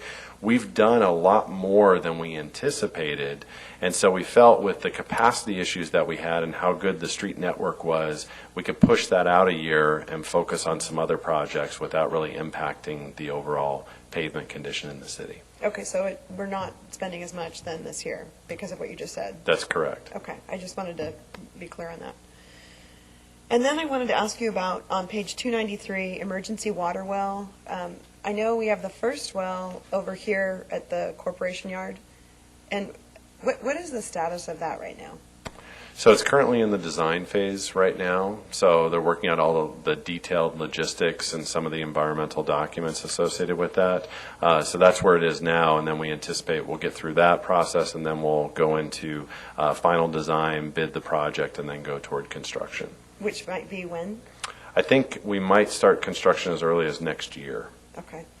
The emergency water is really important to me. And when I noticed here the emergency water supply project, the second project, it just, to be determined. So it's so far out, there's really no discussion about it. And I wanted to ask you if there's any way to bring that forward more, or at least, it's got TBD in 2018-19. I think that, once we we did put that in 2018-19. I think as we get through this current phase of this project, we'll have a better understanding of what it takes to get through all the environmental phases of this project and what it's really going to take to construct it as far as the timeline to construct it. So probably when we come back for the CIP next year, we'll have a better understanding of that number and where it should be, and we might be able to move it up at that time once we know a little bit more information. Okay, I would really appreciate that, just in light of everything, that we've got going on in California. Earthquakes, drought, whatever, it's just something I would love to see move forward. And then the last thing I really wanted to bring up was something that I think Councilmember Otake talked about earlier, maybe the levies. And as we look at the, as we look at these levy projects, and we did do a grant with East Palo Alto, the question becomes who pays for the levies? And the levies are very expensive. So we did do this grant, and we'll see what happens. I don't think we've not received a response yet on that. Is that right? A grant for the levies? Yes. Is that something the Creek is doing with Lynn Right. Matterman? Yeah, no, I haven't heard anything back from that. And so I don't think we've received a response yet, but the point is when we finally do, and if we went ahead and did something with the levies, then the question is who's responsible for upkeep and maintenance, because currently we aren't. And it's just something to think about for the future. So thank you very much. So the first question I have is, where's my carousel? I see it in there. I want my carousel. And we can add things. I get to put a placeholder. No, I'm kidding. Yeah, a trolley to the carousel. That sounds like actually, I would love that, but that's a discussion for a different night. I want to talk about Santa Cruz Avenue sidewalk. I want to thank you guys. I talked with Jesse again about tonight. I see that we don't have within the CIP, it says it's on hold, the actual design and construction.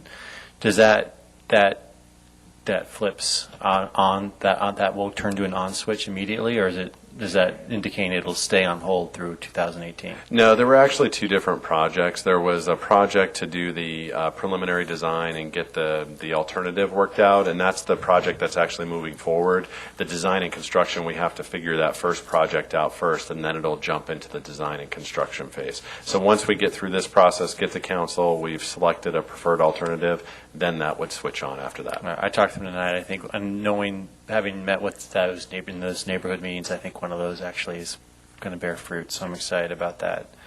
I wanted to ask you guys. We have this discussion about dark fiber installation fiber project, and I know Vice Mayor Carlton's talked about this a few times. Have you guys talked to Google about Google Fiber? We have not. No, that project never really came up as far as being a funded project, so that conversation never took place. You guys have any? My former transportation commissioner, Nate Hodges, actually works in the fiber department. I spoke to him this weekend. Do you guys have any objection to me talking to Google about Google Fiber? No. Can I join you, because it's something I'm pretty passionate about as well? Yeah, it's fine. It's great. And he asked me if you guys had ever talked to them, and talked to anyone over there separate from him. And I said, no, I don't think so, because we would have heard about it. So I'd like to have that discussion. The funding for the police substation. So we have the temporary station. I don't see that's going to be our long-term station, or I know it wouldn't be in the CIP project funding it where it currently is. Right. Where it's being constructed right now? Where it's being constructed right now. It wouldn't be in the CIP. That would go into... It's an operational, because we're paying rent. But my understanding was, and it could be wrong, was that our rent agreement, our funding source of that rent agreement was only for a number of years. 5 years. It's 5 years, so it's fine within here. Great. Right. Okay. Good question. That's it. Everyone else said everything else I was going to talk about. The only thing I was going to say is with respect to the pharmaceutical collection, have you guys talked to the county yet about that issue, about trying to do what we did with the bags ordinance? Because I think Alameda went through that process and actually fought over that in the courts and I think they got a positive ruling on that. So it might be something the county wants to look at, and then we could just buy and defer costs. Yeah, I think that's a good point, and I think that the state is also looking at this too, so there may be something that pops out of the state that may negate this also. Great. Well, everyone else exhaustively covered everything, so I have very little to ask left. Any other questions? No? Okay, we're done with that. So, I'm sorry, just to finalize, we're not making any motions on this, but or are we? Just guidance? Okay, so for then, them to come back with the budget. We will embed the 14-15, so the first year of the 5-year plan will be embedded in the proposed budget, which will come back to you in June. okay, and then you'll include the 500,000 on the SFCJPA Yes. in 18-19? Yes. Okay. All right. So moving on from item F2, we now have no city manager's report, no written communication, no informal items. We'll move on to council member reports. Are there any reports this evening? No. We're moving on finally to public comment number 2. Under public comment number 2, the public, if unable to address the council on non-agenda items during public comment number 1, may do so at this time. Each person is limited to 3 minutes. Please clearly state your name and address or jurisdiction in which you live. And our speaker this evening is Omar Chatty. Mr. Chatty.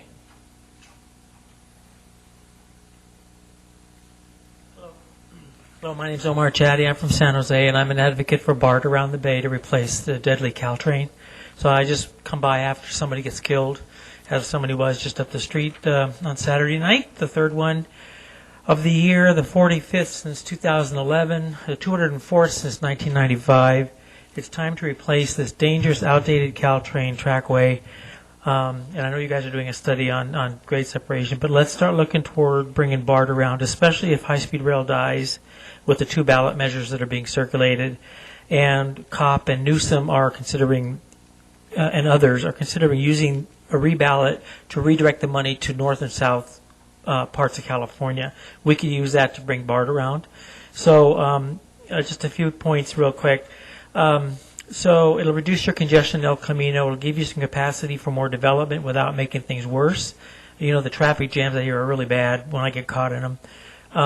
And, you know, Menlo Park obviously would have a lot of choices in how to configure a BART coming through here. You know, it's a real shame. We got $700 million of the high-speed rail money that could bring BART down through Burlingame into the next town. And then at the Dumbarton Rail, which I know Daily Post quoted Kirsten the other day. And I don't know why we would want to resurrect a 1910 railway over the South Bay in the Don Edwards Wildlife Refuge with the grease and the oil and the other things that will fall from that. So I think we should take that money instead and redirect it toward BART. Hopefully we can start thinking and planning, and I know it's a long process, to bring BART down both ways. In Santa Clara County, they're now talking with the leadership group and VTA to see what we could do to fund bringing BART up to Santa Clara University, and then I've asked for consideration to Palo Alto. So I know the number one issue is safety for the police department.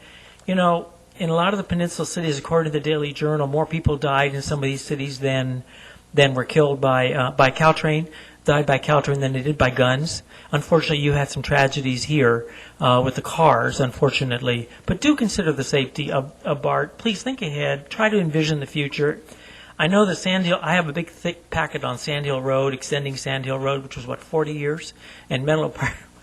So I'm a long time hauler. I'm hoping we can do it. Let's look to the future, back to the future, and bring BART around the bay so we have a two-way, electrified, grade-separated, safe, efficient transit system for everybody that will free up Menlo Park streets and save lives. People do die with BART, but not as often.